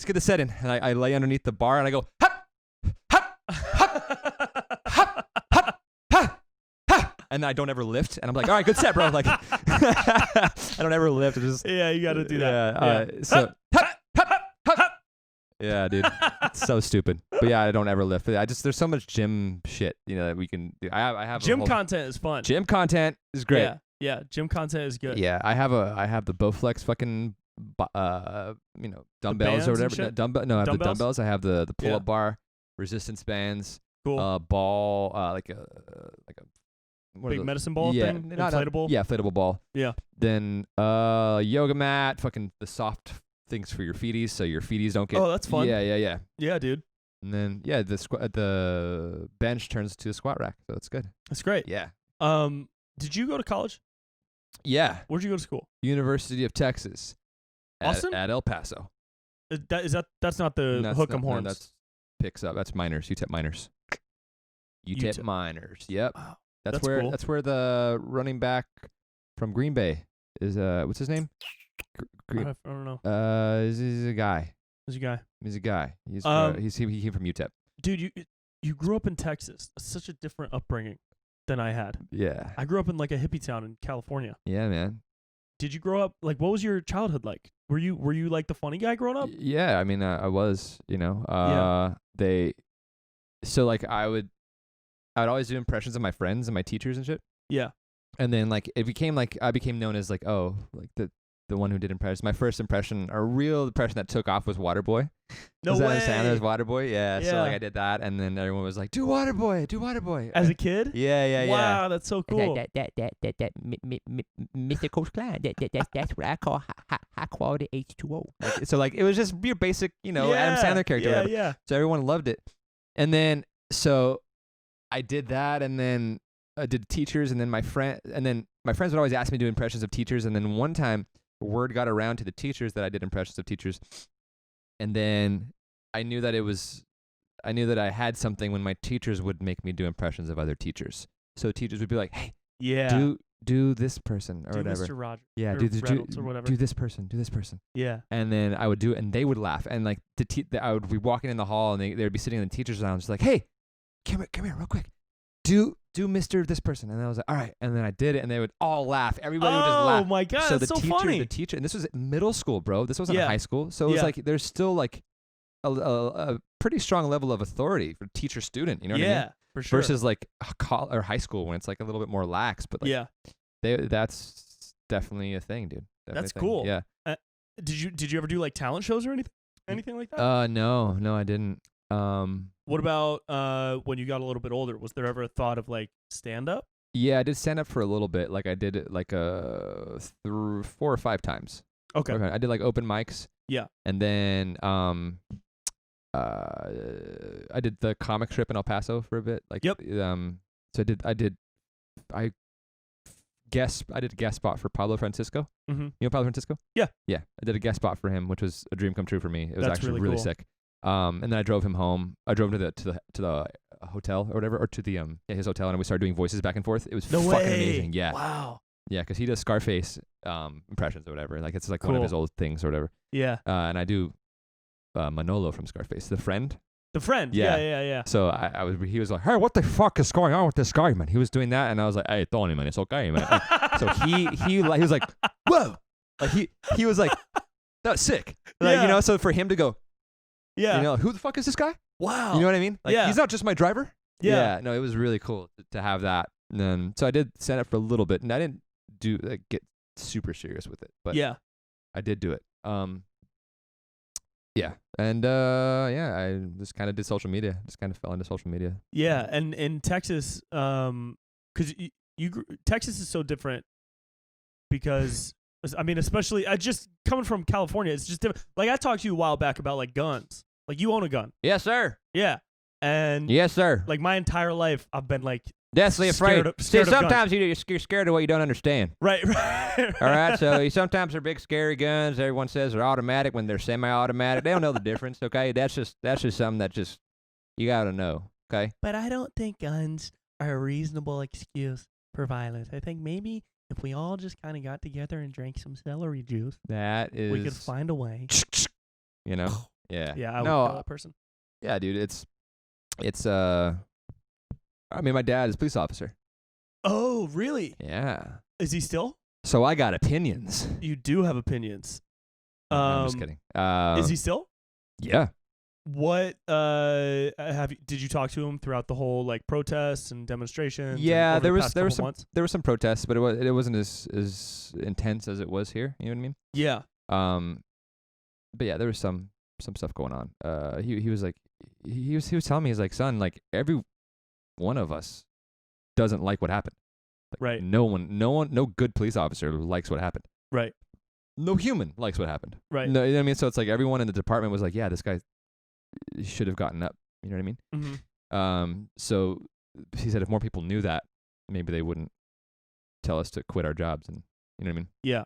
Yeah. How does growing up with a police officer for a dad like shape your perspectives toward like politics and current events? Does it give you like a more Sure, dude. Because like, conservative look, or absolutely. how do you yeah, dude. Because arrange like, your thoughts? so I grew up on like my dad grew up teaching me the law. Basically, he was like, oh, this Okay. is. It started off when I was a kid. He was like teaching me like traffic signals and stuff like that, and everything like a dad does. But like if all the technicalities. So I know I'm Yeah. pretty well versed on the road. I know like right of ways and stuff. I know a lot of shit like that. And then Yeah. he taught me that. And then when I was out of college, he bought me a gun. Because it's like you're gonna own a home now. You're gonna have to protect yourself. But Mhm. even before that, he would take me to the range all the time. You So- were shooting guns as a kid. Yeah, for Yeah, sure. yeah. When I was, I shot a what the libtards call an AR-15, automatic assault rifle. I shot when I was 5 years old. Wow. Actually, no, I did shoot an AR-15 when I was like 6 or 7, like that. Yeah. Did you ever go hunting, or was it more? No, it was like it was point and sport shoot? sport shooting. Sport shooting. So like it was really fun, dude. It's like Yeah. I mean, there's guns are fun. They are. I've heard. Because like if you like to sport shooting, if you're like Yeah. it's like I mean basketball. It's a it's target. like a video game. There's a target. You can hit it. Oh, can you hit Right. it? Oh, I can hit it more than you can. Right. It's competitive for Right. sure. And so yeah, we would have. I mean, he showed me the difference between like the AR-15s or the and shotguns, pistols, everything you could think of. Yeah. Sniper rifles, not the 50 calibers. 50 caliber is a Which big one's that bullet. one? That's a big one. Mm-hmm. How far can you shoot a sniper rifle? I My- don't know. I don't. I'd say. I don't know. Depends on conditions. Yeah, it depends on conditions. Depends on the rifle. Yeah. 50 cal is it's a Beretta 50 cal is a very big Beretta. Is that correct? Who knows? The 50 caliber is the standard issue sniper rifle. It's Yeah. very big sniper rifle. That's the one that probably goes the farthest. Again, I'm probably butchering this because I'm not an expert on guns, but I'm versed in how they operate and. Yeah. Yeah. But yeah, like so he showed me how to use guns and stuff, and I had guns in my house and stuff like that. Like it Mhm. was very, and yeah, dude, my house got broken into. Really? Yeah, And How old were you? I was 20. This was at the CBS when I was doing the CBS Diversity Showcase, man. They broke into the house and stole a bunch of shit, dude. And Fuck. yeah, I mean, if I was there, I probably would have shot him. Yeah. Yeah. Was it that in Texas? Yeah. So you were in LA Mm-hmm. at the time? Yeah, I probably would have. And I'm just saying that, like, I probably would have used some sort of force. I mean, because like, well, yeah. you never know. In Texas, isn't there a stand your ground law or the something of castle that doctrine. sort? Is that what that It's is? called the castle doctrine, and it extends to the vehicle too. So like, if you see, I'm sounding like a cop now. Yeah, It yeah. extends yeah. to the vehicle. So what is that? So it's like if you're driving and you know, someone, you know, you can use deadly force. It's like your vehicle is an extension of your home. So it's like, you know what I mean? So like, Yeah. you can have that. You can also carry. So if somebody attacks you, Yeah, you can you defend can also- yourself with deadly force. You can also carry a loaded gun in your car, and it'd be perfectly legal. in if you have Texas. a permit to No, carry. You don't need a No. permit to have a gun in your No. car? No. You need a permit to walk around with a gun in Yes. your waistband. yes. And now Texas is open carry, so you can have it right here, Whoa. like the Wild West. I don't That's agree the with that. stuff, I don't that's agree weird. with that. Okay, yeah. So I agree. Dude, also for when I was 23 through 28, I was walked around with a pistol everywhere I went in inside the waistband. Really? Everywhere. I never took it out. Never. Well, actually, that's not true. Even in LA? No, not in LA. No, Oh, you can't. just No, when you all go my back guns to are in Texas. Texas. I don't Okay, bring okay. any guns to California. Just Yeah. I don't want to risk it. Yeah. But yeah, dude. So like, I'd walk around with a gun in the waistband. Yeah. And it was just normal. Yeah, it was normal. It didn't make you. It didn't like give you some like sense of like entitlement or anything no, like no, that. it doesn't. It's not supposed to. So the way Right. it's a very private thing. It's a very private thing. Like if you're an asshole gun owner, you're like, look what I got. You're gonna carry a shotgun on the outside of your. Yeah, you don't pants. want to do that. So Yeah. like, it's only for protection. There's certain guns that are for concealed carry. They're like smaller. So there's like the grip is smaller versus like the magazine size is like 7 to 8.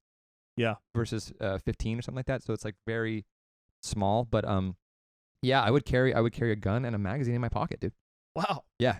That's And- so and- crazy. I dude- can't even comprehend that. It's Anyway- such a different. And it was I had to pull it out once, dude. Pull it out Really? once, yes. In what So one time Context? we were driving home. It was me. I have a daughter. I don't know if you knew that. I did. So yeah. I have a daughter, and the mother at the time I was with her, and I was driving down the street, and there was this car that was parked in the middle of the road, Mhm. and I honked at it. I was like, oh shit! Like, it kind of caught me off guard because it was going down a hill, so like the line of sight wasn't really there. I kind of saw it at the very last second, so I hit the brakes and I honked the horn, and it turns out it was like a pregnant woman who was like stalled out in her car. I was like, oh, I'm so sorry, and I went around and went home. Her boyfriend gets in his car and chases me to my house. Right? And I was What? like, all right, I'm going to go to my house. He's not going to follow me into my house. Yeah. And so I drive up to the driveway. I stop the car, and he drives his car, parks right behind me, like almost hits me, gets out of the car, says, hey, what the fuck, motherfucker? That's my pregnant wife. And he was a military dude. He was like, that's my pregnant wife. Yeah. I was like, no, I'm so sorry, man. I was like, hey, get the fuck out of the car. I'm going to fucking kill you. He tries to open the car door, dude. Whoa. He tries to open the car Your door. daughter and And her mother are mother. in the car. He tries to open the car door, and he starts hitting the glass. And I had a gun on here under the seat, so I pulled it out, and I was like, get the fuck out of here. And I pointed it at him, and he was like, shoot me, bitch. Shoot me. And then he just took off. Like, he got scared. You could tell that the whole shit. shoot me, bitch thing was like, It was his way of yeah, like, he's like, yeah, I mean, okay, you have a gun, but I'm still trying to be tough. right. But yeah, dude, so like, you never want to pull it out, dude. That's the thing. Right. You never want to. Right. That's not the goal if you have that. You pull it out only if it's necessary. Because I don't know what that guy had. I Yeah, don't you know- never want it to never, be necessary. You never know what the other person has, dude. Right. You never know. Yeah, So, he like, could have pulled out too. Yeah, he could have pulled out too. Well, no, not I mean, because like if he did something like that, I would have shot him. Boom, boom, boom. I was at a spot where I could do something. yeah. So it's but there's a lot. Yeah, I Like, think there's a lot that goes into owning a gun that most people don't realize, and then a lot of people. I'll say this though, in your defense, a lot of people don't know how to do it. A lot Right. of people don't. well, that's what I was just going to Yeah. say is Any I think a asshole lot of can people own a gun. Yeah, and I think a Okay. lot of people want the opportunity. Not a lot. Let me rephrase. I would assume that a small percentage of gun owners actually want to use it at some point. Like they're looking forward to use it. And like yeah. tiny, I'm talking a small percentage. Sure. I would trust the majority of people who own guns to not be psychos Yeah. and be like you and just have it for protection. Sure. And it's a very small number I think, that would ever actually want the opportunity to use it and go looking to use it. Yeah, Like yeah. there was a case in Arizona where this cop shot a guy who was literally on the ground, like crawling toward him. I saw that. Do you remember this I case? saw that. And he saw was that. using a police issued gun, but he had etched into the side of the gun, "You're fucked." He etched that into the barrel. Oh, really? So when I didn't he know would that. look down the barrel, it said, "You're fucked." I didn't know that. So like someone like that, oh yeah. A, should never be a cop. Yeah. But B, should probably never have a gun. Sure. Yeah. But those people are yeah. such a small. Sure. Absolutely. And it's like, are you talking about the guy that was crawling in the hotel? And they're like, Yes. don't move, don't move, don't Yeah, move, and the don't guy move. that shot him had, Damn. "You're fucked." Yeah, and etched he into got the off, barrel. right? He got off. Dude, he got off and he got like money, and he never got in trouble. He's Mhm. getting a regular pension from Yeah. that police department, Sure. and he shot the guy. Yeah. Like it's Yeah. that case is so insane. I forget Yeah. what it is, but you can look it up. No, I saw. Yeah, I've seen that video, and there's a lot of stuff going around right now, like especially with the police officer. So when you see all these things with the cops, you must go into those things. It gives you like a pause when you go into reading anything topical that Sure. involves police, right? Because of your background. Whereas most people would immediately, in our cancel culture society today, immediately have an opinion, be on board with what their team yeah. is saying, and not even have the ability to like kind of Sure. right. You know. Yeah. You know what I mean? Yeah. Because it's like, and I don't fault them for that. Sure. But because they want, like I have a close friend who I talk about this with her all the time, and she's very like social justice, very very very social, like very like, she's has a beautiful heart, beautiful person, yeah. but we butt heads sometimes when it comes to that, because she's like, she showed me a video recently and she was like, look at this, and I was like, and it was protesters. It was a kid who got killed at a protest, and I was looking at it, just analyzing. She was like, what are you doing? I was like, I'm analyzing it. I'm just like looking. She's like, well, what's to analyze? He's dead. Like that, you know what I'm saying? So Yeah. like she's so passionate about it, but she doesn't. I don't want to say she doesn't understand, because she's starting to. Like I've talked to her like, oh this is the upbringing I have. Like I had a family member who got fucked over by a headline, so I take everything. Right. I'm conditioned to be like, all right, well, because there's such thing as justified shootings. That's a thing. Cops Yes. can kill people. Yes. Yes. And, Yes. and so like and she has a hard time even with that too, even conceptualizing like that, because she's from Canada. So Mm. that's not only is she didn't grow up around police officers, she didn't grow up around guns. Right. So like I have such an understanding of guns, so it's like I totally get where she's coming from, but like it's hard sometimes to convince people like, yo, cops are really good people, dude. Like majority Yeah. of them are. Yeah. And it's like, you know, there's bad. I'm gonna say there's bad apples, because it's like, oh yeah, you could say there's bad apples, but you know, they're cops and they shouldn't be cops. You know, I mean, obviously, a police officer is one of the most stressful jobs you can have. Yeah. You know, because you don't know what you're getting into every single time. Even when you pull over somebody in a car, you walk up to them. You don't know if they have a gun. Mhm. You are walking into an unknown. You're at a tactical disadvantage every time you go to a car. So it's so funny, dude. Like every time I get pulled over, I put my hands out the window. Really? Yeah. No matter what. No matter what. Do you know think why? that makes them more nervous? Do you know why? Why? So when I get pulled over, I put my hands out of the car, and the officer's like, "What are you doing?" I'm like, "Oh, officer, this is for your safety. Just want to make sure that you know that I'm not a threat." Whoa. So then they go, "Okay, you can go now." Holy shit. You know what I mean? Yeah. So like, yeah. not to just get out of tickets, but like just to be like, "Yo, Ease hey, the situation hey man, right away. just let you know, Diffuse the situation just let you know, immediately. I'm not gonna hurt you, buddy." Yeah. You know, Yeah. and yeah. that really eases their mind. Interesting. Yeah, because like again, if you pull over like an Escalade, tinted windows, Yeah. and you're a cop and you're walking up to the car, you're like, You can't see in. You don't know what's going on. exactly. So it's every day, or not every day. It's like you never know. And cops get gunned down all the time, dude. Yeah. So it's like, it's a real threat. It's a real thing, you know. Mhm. So yeah, my dad. I've had a lot of debate with friends and stuff like that about with guns and stuff. But I'm pretty open. Like this, the friend I was telling you about. She's actually the one that got me to go to the Black Lives Matter protests. Yeah. Because I was like, oh, I'm not gonna go to them. They're dangerous. They're you know, and I. That's what you were saying? Yeah, or like Yeah. because I was like, oh, I saw the rioters and looters and things like that. Yeah. But I went for myself, and she was the one that showed me. She's like, look, it's not like that. Yeah. the news preys on that warps shit. your mind. So Yes. I'm like, all right, I'll go check it out. And so we went there. It was fucking beautiful, dude. There was kids. Yeah. It was amazing. Yeah. It was amazing. There was a few bad apples, but that's any group though. Any Mhm. social group's gonna have bad apples, and with the news, they love bad apples. Yeah. Right. Yeah. And no matter if you're a cop or if you're a looter, rioter. Dude, bad apples sell ad placements. What? I mean, that's like if they can highlight yeah. the bad shit going on, Sure. then they can sell ads Yeah. on the news, and that's how they make money. Sure. Yeah. And that's why so the bad apples get clicks, right? Right. Yeah. Yeah. So, but yeah, that's what. So we went to the protest, and it was fucking amazing, dude. And I would have Yeah. never experienced that if it wasn't for her. So I was like, wow. Like she Yeah. showed me a bunch of shit. Like, oh wow, this is interesting. And so like I know she's coming around too to my views and stuff. So it's just been interesting to kind of talk to people when this whole Black Lives Matter stuff's going on, because Yeah. it's like a lot of people are so anti-cop right now.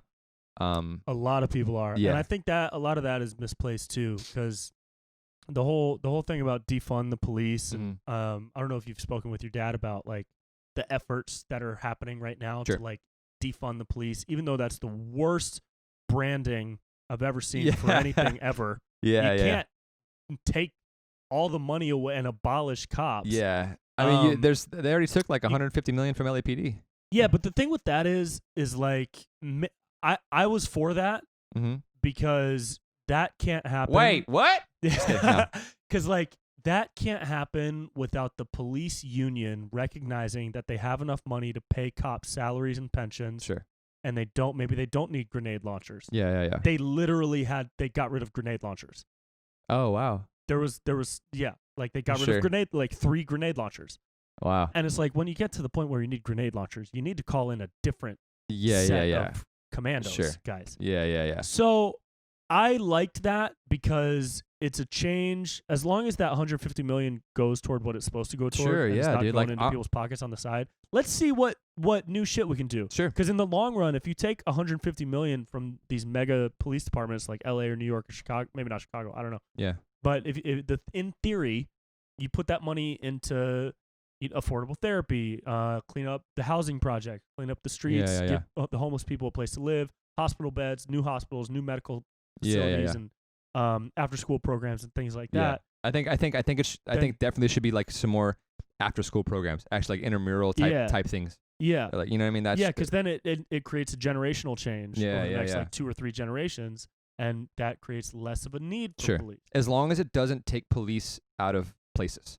That's the only thing. What do you mean? So if the troubled areas around the city, if there's less cops in those areas, right, that might cause more crime. Like that's just So, but as long as it yes. doesn't take them out, take away the grenade launchers, take away everything, dude. Like allocate funds somewhere else. I'm actually so down for that. The girl I was talking to, she kind of showed me up that too. She's like, oh yeah, you should check this out. I did some reading. Yeah, I'm all for that too. Mm-hmm. But like the redistribution of funds or whatever. But I just don't want less cops to be on the street and people to know that, and people to think they can commit crime because of that. Right. And I think in theory, this whole theory of defund the police, Yeah. which again it should be just reform the police budget. Yeah. Reform the police slightly and maybe add some training. Yeah, It doesn't sound better. It doesn't fit on a t-shirt. Defund the police. Exactly. So in theory, Yeah, all the conservative let's defend the police.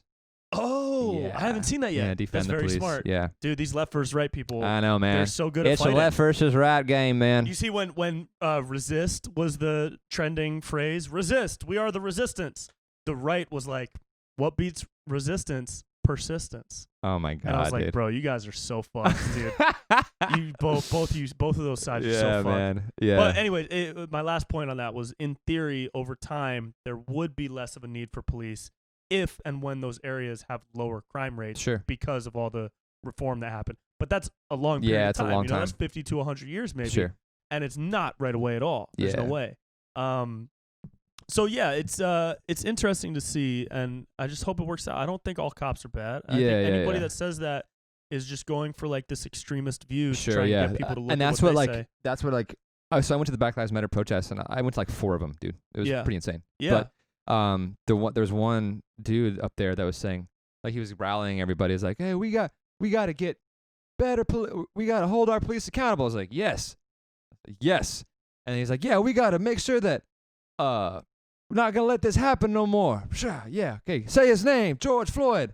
And he's like, all police are bad police. And I was like, well, wait a minute. I was like, well, I don't know if I can hop on board with that, but I'm still here in solidarity. You know what I mean? Yeah. So like, there's some things that I don't agree with, but at the same time, like, I'm not going to agree with everything, and not everyone's going to agree with me. You know what I mean? Yeah, and also, I was just talking to somebody about this, and I've said this on the podcast before, so I'll say it again because I'm uncreative, and I just say the same thing all the time. Sure. Show me a movement that hasn't been rooted in extremism, that's worked. You know? Yeah, I know what you're saying. Show me a movement that's happened amicably over tea. Right? Yeah. Like you kind of need of course. some type of of course. extremist. Not saying that I agree with the statement. But I wonder if the rhetoric of Black Lives Matter, if that rhetoric was any less or like extreme or any less demanding, would it work? You know? Sure. Like would they get what they want? I don't know. I have no idea. Maybe they would if they were a little bit more like approachable or palatable. Yeah, one of the things I think is a little because I read their mission statement and stuff. I went on their website and kind of I was like, a lot of it's. I mean, I agree with a lot of it. Some of it I don't agree with, but I'm not gonna be like, oh, 100% in, because there's things I just don't. I can't get on board with, like them saying all cops are bad or whatever. Right. But yeah, dude, like, I feel like an organization that is so extreme, like anti-cop. I would be on board with someone who's like, hold our cops accountable. Let's be better as a society. Anti-bad cop. Let's be better. Yep. I don't necessarily think that the Black Lives Matter is doing a great thing when they're like conditioning young black kid or anybody to just be like, fuck the police. Blanketed statement. Fuck right. Like obviously fuck the police, you know, the fucking NWA, that was a different thing. That was, you know, but the fact that they're saying blanketed racism and all cops are racist and all these things, like this, the blanketed statements, I don't think that's going to help anything. I don't think that's like a good idea. I think it's like, it should be like, all right, everybody, let's take a step back and let's kind of take a breath. Like, do we have to say all cops are bad? No, we don't. Right. You know, is it a good thing to chant at a rally? Maybe. Do we actually believe that? You know what I mean? Like, where does the activism begin and the actual belief begin or end? Right. You know what I mean? Right. So it's like, it's like, okay, am I gonna say this? Fuck the police. I know I was even in the street saying, fuck the police. Yeah. You know why? Because at that point, we're angry. Yeah. So we want to say that. But if you ask me, do I respect police officers and but like, all police are bad police, that just didn't sit well with me. So it's like, where do they really believe that? Right. Or is it just something to say? And that's kind of where I need my clarity to be like, okay, I'm with this thing. Yeah, it's hard. It's hard, man, because when you throw out a blanketed statement, it's just easier, I think, for people to connect with it. Sure. Rather than getting into the real nuanced dialogue. Yeah. It's Real nuanced really dialogue hard. is, doesn't exist. Yeah. It's hard. It's hard. So. It's hard to have. But yeah, man. So. I guess we'll see. We'll see what happens. We'll see what happens with it. Yeah. Where are we gonna take this after now? Where are we going now with this combo? Oh, we're going straight to aliens, bro. Oh, nice. Yeah, dude. We're going straight to aliens, dude. Man. Dude, did you see Tom DeLonge on you know Tom DeLonge? Yeah, he's on Joe Rogan. He's talking about aliens. And Joe Rogan. Today? No, when? no, a long time ago. Oh, okay. Joe Rogan was like, really? Is this an actual thing? And he's like, yeah, I know for sure. It's gonna happen. Yeah, we actually talked to like all the guys in the dude. When he talks, he sounds like he's singing. Yeah, like in the White House and like all the government officials. Like he's like, yeah, we're starting this thing to the Stars Academy or whatever, and everyone's like, what the fuck? But he's literally the one who declassified the UFO videos. Yeah. So like that's pretty sick. He's doing it. Yeah. I mean that shit. The amount of insanity that's happened in 2020 has buried that story. I know. People do not. Hey, talk aliens, about it guys are like, yeah, okay, but Tiger King and Murder Hornets. Tiger King, Murder Hornets, and racism. Sorry, Yeah. it's so good. Yeah. But But for the record, I like Black Lives Matter though. I like that. I just don't want to feel like of course. No, I don't want to feel like just to go back to that. I don't want people to think that I'm like, oh, Well, he tough, doesn't right? like Black Lives Matter because I'm conflicted. Yes, You know? exactly. And being conflicted is an easy way for somebody to say, fuck that dude, he's racist. Yeah, 'Cause exactly. all you need to do these days is not be on a side and you're against that side. Yeah, you're a right? racist. Yeah. So like everything that we've talked about would probably have both sides hating both of us, Sure. right? And thinking you're a far right, you're a far left hippie bitch. My stance, my political stance is I'm what is that called? A centrist. Centrist? Yeah, same. for sure. Yeah. Yeah, because I'm And like I lean left for most social. me too. I lean things. left socially. Yeah. For sure. Yeah. Yeah. But And then, I then- hate both candidates for president. Sure. Yeah, exactly. So like I'm actually gonna do some research and just like see if I can find a candidate but I'll be voting. There's a woman for sure. running. She's running as an independent. I forget her nice. name. But Hmm. yeah, there's a woman running for president this year Nice. I'll check her out. on ballots in all 50 states. Interesting. I forget her name, and I wish I knew her policies. I haven't looked into it yet, but I will. Cool. But yeah, it's just hard because if you don't pick a side, then you're against all sides. Exactly. And that was one of the things that my friend was telling me. She was like, what do you stand for? Like, what's your, Mhm. and we were having a lot of discussions about the police and Black Lives Matter. And it was like, she woke me up, dude, to a lot of stuff. Cause like when I first talked to her, I was like, oh, I have these views. She was like, no, that's not, that you probably shouldn't think that way. And I was like, why? And she was like, no, you should come to these protests because it's good. And I was like, oh, okay. So she opened my eyes too. I was like, I'm pretty open to learning and open to like Same.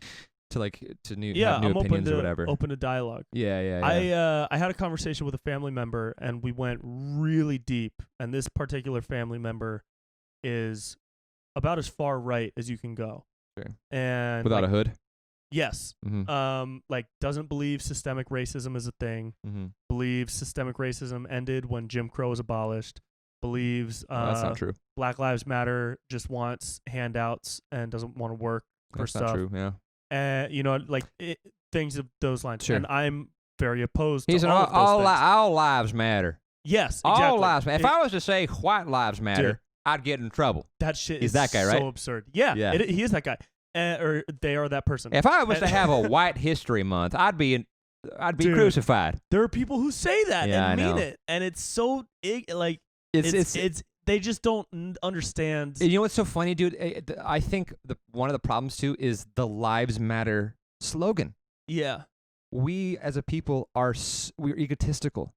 So when someone says Black Lives Matter, someone's like, and they don't know. So if someone says Black Lives Matter and someone doesn't know that Black Lives Matter is rooted in police brutality, and there's like a whole core thing, they're like, well, okay, of course Black Lives Matter. Hey, you know what? I don't care. I think all lives matter. mm-hmm. What they're saying is, yeah, we know Black Lives Matter, but all lives Why matter. are we but that's focusing not on Black lives? But that's not what Black Lives Matter is It's saying. just But the that's not- branding. It's just the branding, and the branding is confrontational, and it should be, Right. but it fucks with people because it's like other people on the right. They're like, well, all lives matter. Yeah. And they're not being bad people when they say that. Mm-hmm. They're trying to be like, we're fighting with you. We just love all people. Right. But that pisses off them because they're like, well, that's not what we're saying. You dumb bit. Like they're, you know what I mean? Right. So it's just everyone like when they say that, it's not necessarily all bad, but there's some people that say that and it is bad. Yeah. You know what I mean? Yep. I didn't say all lives matter. I'm not saying that. Jesus. No, we're But not saying do you that. get what I'm saying though? Yes. Can I give you one that's in the opposite? Sure. So, Make America Great Again. Yeah. Right? When Trump first started running on that Mhm. platform, people on the left were like, "Oh my God, this guy wants white supremacy to take over. He wants it to be the 50s and 60s again." Because Yeah. Make America Great was Nixon, Reagan, I don't know, Something. somebody back then. Yeah. And people were like, "Oh, if we go back to what it was like back then, there's gonna be more oppression. There's more racism." Yeah. Make America Great Again is a racist sentiment Yeah. that promotes white supremacy. Mm-hmm. When in fact, Make America Great Again was more rooted in Trump's administration's belief that America is a world power that was not taking advantage of its power enough and was instead being taken advantage of by a lot of countries around the world economically through trade Sure. and through the military and not using the military power for the right things. So Trump and his administration wanted to make sure that America was putting itself first, Mhm.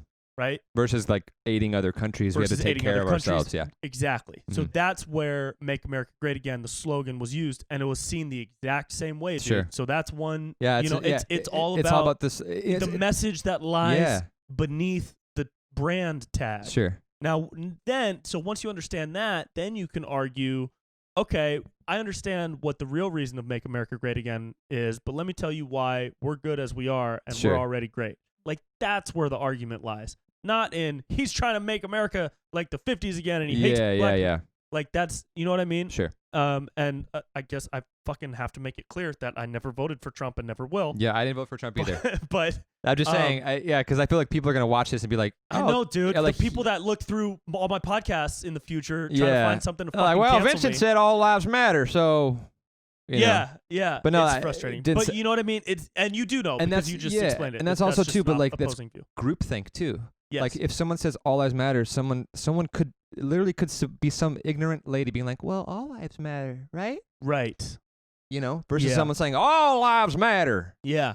You know what I Yep. mean? It's just it's collective groupthink. I don't Yeah. like collective groupthink. I No, don't like it's terrible. BLM. There's certain extremists in BLM that want to burn down buildings. I'm not that person. Yeah. Same. So it's like, but that's what the media loves. It loves to take Mhm. the bad apples and make them attributed to the group, and Right. I don't like that. yeah. So. Same, dude. But yeah, dude. But aliens are real, and I can't believe we're not talking about that enough. It's true. I mean, it's pretty crazy that they declassified these videos. And they said we don't have this technology, and this technology cannot happen on Earth. Yeah. And we're not talking about it. Rogan just had these two guys on the other day, and they were talking about it again because there's this guy Bob Lazar Oh yeah, I who saw has this that. whole story. I saw that. Yeah, He was the was he the pilot? No, No. that was David Fravor, Oh, and okay. that dude's dope, and I believe him. Bob Lazar, I'm 50-50 on because he can't prove his education, Mm-hmm. and if you can lie about one thing, who says you can't lie about all of it? Mm-hmm. So I'm 50-50 on him. But the story's incredible, and he's like a smart guy, and he's very trustworthy. And so when you couple that with all these other sightings that have happened by reputable people within the government or within the military at least, and Yeah. the Air Force, it's like, dude, what's going on out there? Yeah. And we don't know. And the government, if they know, they're not telling us, and there's no way to know unless a fucking alien shows up on your front doorstep. You Yeah. know.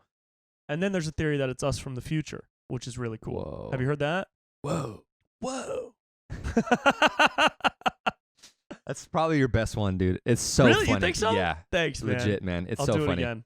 Yeah, I'll it's do it again really, for really sure. funny. I think it's because like you nail the mannerisms in the eyes, and it's like, Yeah. but He's like just you so best. you sound like him too, dude. Like so kind I'm- of naturally. I'm a very auditory, intense person, and like Yeah. I can, and even when like you go in and out of Joe Rogan too when you're talking, really weird. Oh, you think so? I think so. Yeah. Weird.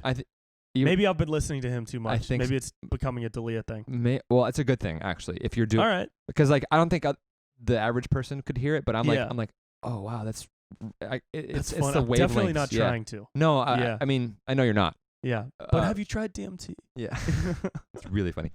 We were talking about something before I commented Aliens. on here. Yeah, aliens. Yeah, it could be us from the future is one of the theories. This guy has a whole theory on it that all the sightings of aliens have been like short, small, gray humanoids with big heads and big eyes. And if you look at like a chimp's brain from thousands of years ago compared to ours now, it's smaller and the heads are smaller. But then the brain grows and the head expands, and that's where we are now. And Oh, so wow. you think like a million years in the future, if our brain keeps growing, our head is going to keep expanding. That's going to pull our eye sockets up. Yeah. And because we're going to be living through like Elon's Neuralink or whatever, we're not going to need bodies to interact or ears. Mm-hmm. So our bodies are going to shrink, and we're just going to become small little gray Martian people. Whoa, dude, Does that trip you out? that trips me out, dude. And that's about how long it would take to figure out how to travel faster than the speed of light. Whoa. So it could be us, like, coming back in time. Or the other theory is that we are an agricultural product, and there's like a different dimension on this earth that we are unaware of. The same way ants are unaware of us, right? Mm-hmm. And they just walk around and live their life and have no idea that we exist. Mm-hmm. That's how we are with these other things that occupy Earth, Whoa. and they're already here. It's their planet, not ours. What do you think of that, dude? Pretty heavy. Yeah, Yeah. yeah. I have no comment on that. I just want to know. I mean, how do you figure it out? Maybe Tom I don't DeLong know. knows. Somebody's got to find out soon. Yeah. They're Maybe doing so maybe much Tom research knows, on man. it. Yeah, maybe Tom knows. Because aliens exist. Oh, Ha ha. Yeah, man. Yeah. Is that for me? Is that glass of for me? Yeah. That glass of water is all for you, baby. And so is that Brita, in case you wanted to refill it. Oh, okay. Yeah. Cool. Is there water in there? In the cup? Oh shit. There is. It's clear because it's water. I can't see. No, it's because it's right up to this part of the glass, and so it's Oh, like sure. you can't see. Wow. Okay. Yeah. This is great. Yeah. You're welcome. I got to make you some pasta one night, dude. Got to come over and have some pasta. So what's the pasta thing? Um, What's going on with the pasta thing? There's a reoccurring pasta theme. I want to know what it is. Dude, anytime I post pasta, you know that I'm just so stressed out Really? and I'm having a panic attack and I'm making pasta to try not to stop breathing. No, I've always loved to cook, and I made pasta when I was a kid with my mom. Nice. And so you make a dope pasta, is what you're saying? I do, yeah. Nice. Like I hand make it. No way. Yeah. Oh, with the Like by hand. nice, dude. Yeah. So I made it with my mom when I was a kid, and then last year or every year for the past like 6 years, I make the Christmas and Thanksgiving dinners for my family. Dude, so how many times have you been like, hey, do you want to come over? We can make pasta. and she's like, what? She's like, What? you're like, yeah, I'm Italian. I make it by hand, you know. How many times, dude? A couple. Yeah. Because if I could make pasta by hand, come on. It's a go-to. I would say that it's a go. yeah. Yeah, like, hey, It's a go-to come back, line. please. We can make some pasta. Yeah. and then she gets there and she's like, oh my god, like, wait, what is this? I thought we were just gonna like have Wait. it out of the bag. Yeah. And you're like, nah, baby girl. Nah, baby.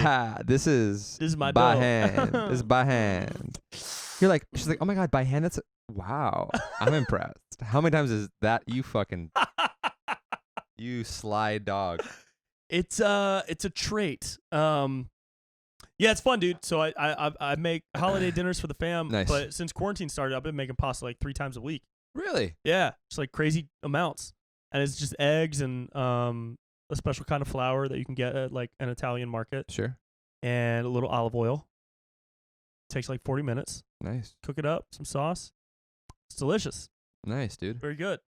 Um. I've been freezing it and bringing it to friends too. I can bring you a bag if you want. Nice. Yeah. That'd be sick. But I don't eat carbs.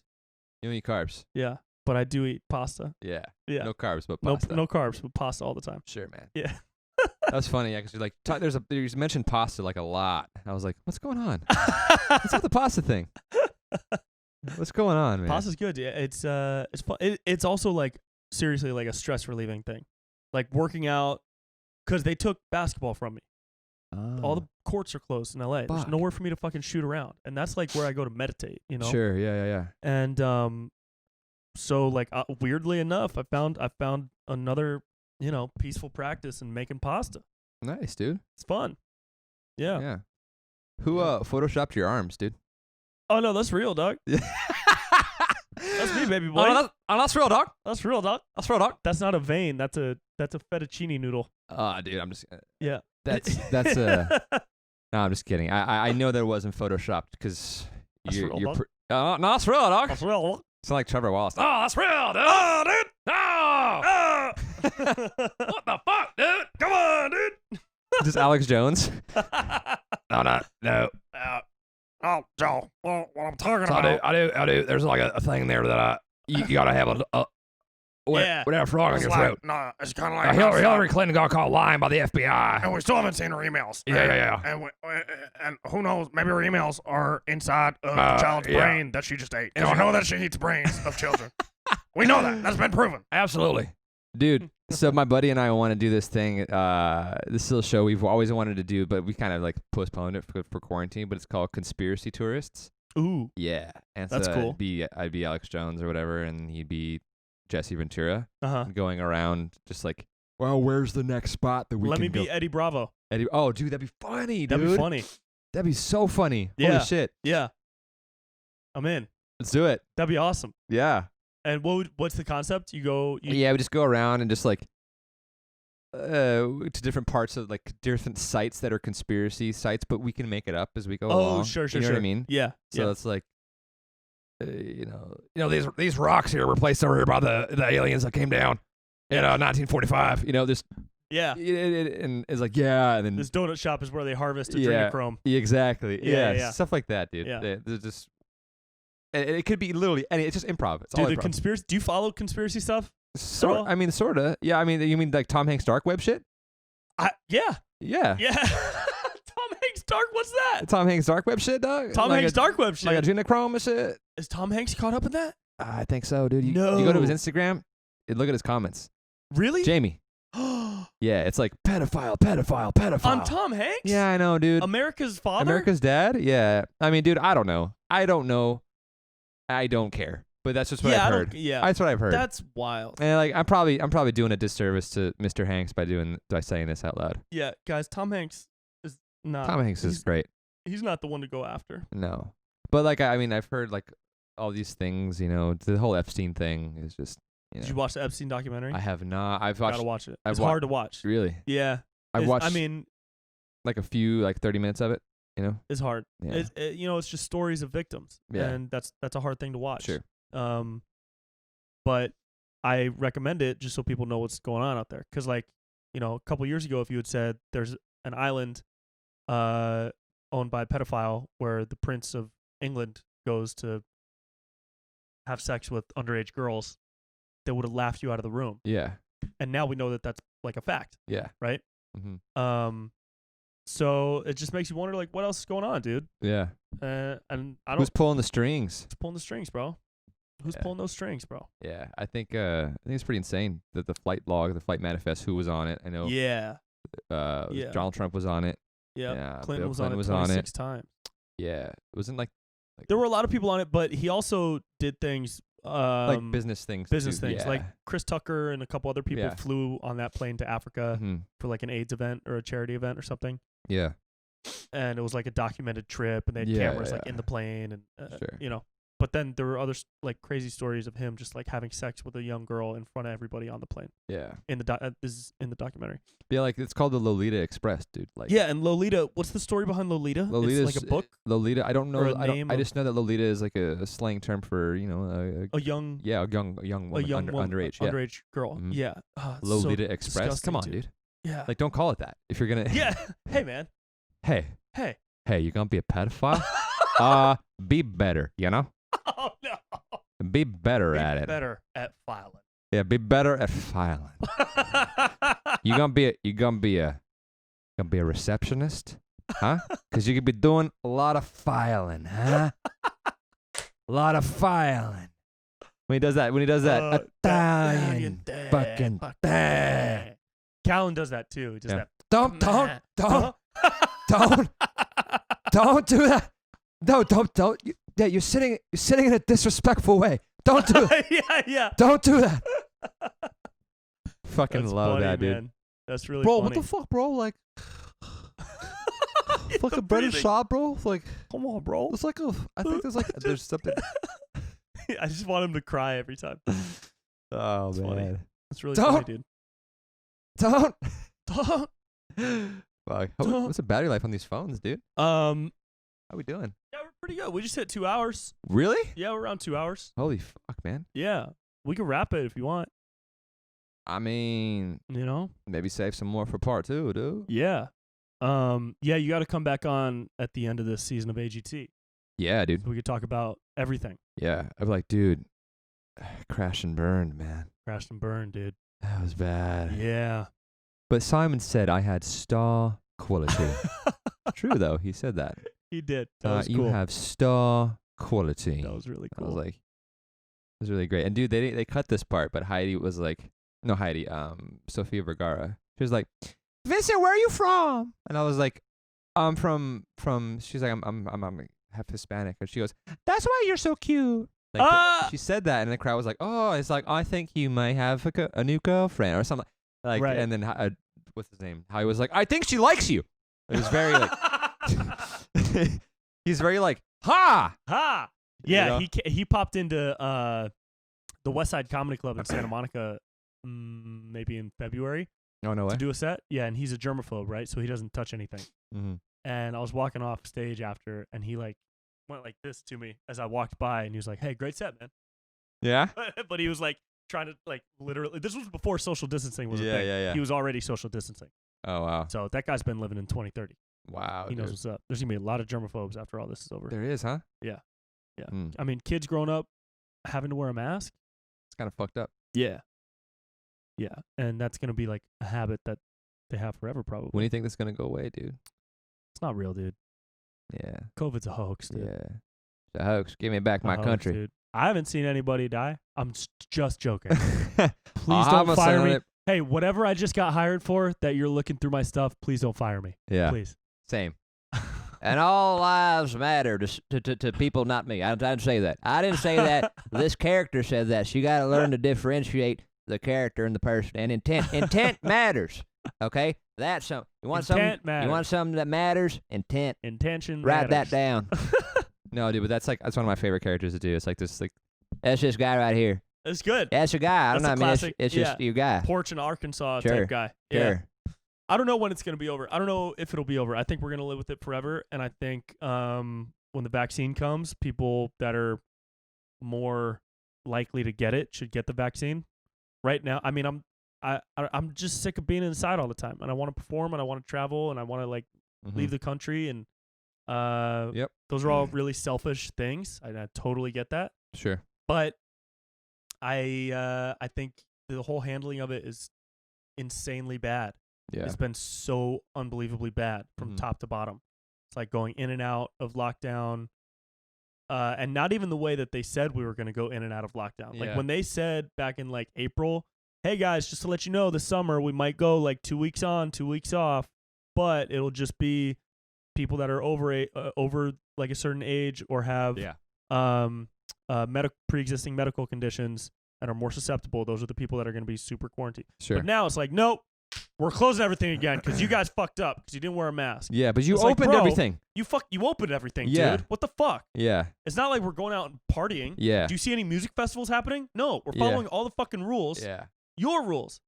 But see, that's the thing, dude. That's the one thing that's fucking everything up is that not the jurisdiction, but the laws on the quarantine laws and the mandated rules or whatever Mm-hmm. at a state level, Right. not at a federal level. Right. You know what I Right. mean? Yeah. If it was a federal lockdown, martial law, kind of, but Yes. also get rid of the thing. Right. I don't care if I have to stay inside for 2.5 weeks and I had the military bring me food. Right. Get rid of this thing. Right. You know what I'm saying? Yeah. Like, don't leave it up to us. I would take martial law over uncertainty. Yeah. Would you take that? if if it was they- guaranteed yeah. to be If it was like, within a certain if they're amount of like, time. you can stay inside. I can't do Trump. I'm gonna stop. He's like, you can stay inside. We'll take care of your food. We'll drop off your food. You stay inside. You stay the fuck inside. Don't Right. go out. Right. 2 weeks. And then it's gone. Maybe. Hindsight is 2020, but that is what should have happened in mid-March. Sure. You know? Yeah, And yeah, that's yeah. not what happened at all. Yeah, but I think you Or early leave it up to March, people, or and you whatever it was. have tanks in the street, dude, being like, That's do what not they did in Wuhan. do not and come Italy. out. Don't like, you know what I'm saying? Yeah. Not shoot him, Not but like, shoot 'em, but but no, what I'm saying is like threatened with at least. Yeah. To be a serious situation to where it's like stay the fuck inside. Yeah. I would do that if I knew in 2.5 weeks I could have my life back. Right. You know, this Right. uncertainty, it's fucking And it's with me. also the uncertainty of the numbers that they're giving us. And Yeah. the numbers that we're getting. Like I've seen this state spike in cases, this county in crazy spike in cases. But it's like, dude, how many are asymptomatic? And then how many what are the odds of an asymptomatic person spreading it? That's legit info that we don't have. Yep. If 80% of people from all these new cases are asymptomatic, Yeah. that to me does not warrant a lockdown or a quarantine. Yeah. If 80% are asymptomatic. Well, that's the thing though. If there's asymptomatic, the theory is like they might be asymptomatic, but they can give it to somebody, and somebody. But asymptomatic people have a way lower likelihood of spreading it. Really? Yes. I didn't know that. That study came out a couple weeks ago, and Interesting. it got buried in the movement and the protests and all the other stuff. But that's a real thing, and we need like to check on that and double check it and triple check it and really know what the numbers are and what the odds are of an asymptomatic person being able to spread it. Because otherwise, we're living in this like fear-based state, and I'm all for being more safe than sorry. Mm-hmm. But at a certain point, when are you just flexing power? Yeah. Like because you think that's the only thing that will work, and you're not giving people all the info. Yeah. I don't know. Yeah, I get it. I don't know. I feel like we need more info, and I have trouble trusting any news source. Anyways. Yeah, I think that's also getting into conspiracy theories. That's also by design too, man. Mm-hmm. Keep talking. You create a public who distrusts the media, or doesn't take any, doesn't take any. You can't put your trust in any news source because it's biased and it's, you know what I mean. It's weird. Yeah, man. We're charging up. We're draining this bitch, dude. But yeah. Yeah, I mean that is a goal of, as a lot of conspiracy theory people say, that's one of the goals of the New World Order is to get you to not trust anything, Sure, and believe in nothing, and it'll make you easier to control. Also, disarm the public. Right. Disarming the public too, and that's why I think too. There's a lot of this stuff like the anti-gun rhetoric, whatever that's out there. You know, the left, the leftist, like the hardcore left, they want no guns, right? So I think that's a big deal. If you're gonna disarm the public, you gotta at least condition an entire generation to be scared of guns. Right. And so when they become older, like when the David Hoggs and all the people that are like, the kids who were in the mass shootings, like and stuff like that, when they become politicians, they're gonna have a whole generation of people that are willing to be like, you know what, let's get rid of them. You know, not to say that the people who are involved in mass shootings don't have they've gone through something I've never gone through, but like, it's just there's a lot of stuff happening right now with the media and guns and stuff like that. Yeah, I don't know. Do you want to shoot an apology video? We should do an apology podcast. Apology, probably. Yeah. Should we cut and then do that one? Yeah. Actually, let's just do it right now. Okay, ready? I'm sorry for the things that I've said. I've come to realize that the things that I've said have been insensitive, and I'm going to work on myself. I think it's time that I do some reflection and just come out of this a better person. Nice. Yeah. That was really good. Thanks. Here's mine. Okay. It doesn't reflect my views or opinions. That's powerful. Or those of any of my family. Mm-hmm. And I think it's time for me to take a step back and open my mind to the realities that a lot of people live in. Mm-hmm. And know that a lot of people might not be able to understand that this is a joke. Mm-hmm. And a lot of people might not be able to understand the satire in the words that I'm speaking right now. Mm-hmm. And I'm sorry that this podcast is getting me fired from whatever new opportunity it is I just got. But I look forward to the day where I can get another opportunity. Mm-hmm. And until then, I will be deleting all of my social media except for TikTok. All right, dude. Yeah, we did it, bro. We did it. Guys, follow Vincent. What's our plug your stuff, dude? Just add Vincent Marcus. You know me. You know him. By now, when I sat down, you're like, oh, it's that guy. You know? No, add Vincent Marcus on everything. Cool, man. Let's make some stuff. Yeah, let's work out. Let's work out and let's make some cool shit. Let's play basketball. Let's play basketball. There's courts open by my house. Where? There's a park. Really? Yeah. Okay, you got to let me know. We're going to end this now. Okay. Bye, guys. We love you. See ya. See ya. And that's it. Guys, I hope you liked this episode. Go follow Vincent Marcus at Vincent Marcus. Watch all the stuff he's done. Like and rate, or I don't know, whatever that shit is. Do all that stuff if you want to support. That'd be cool. And I'll see you next week, man. I hope you're having a good week. Have a good weekend. Peace and love.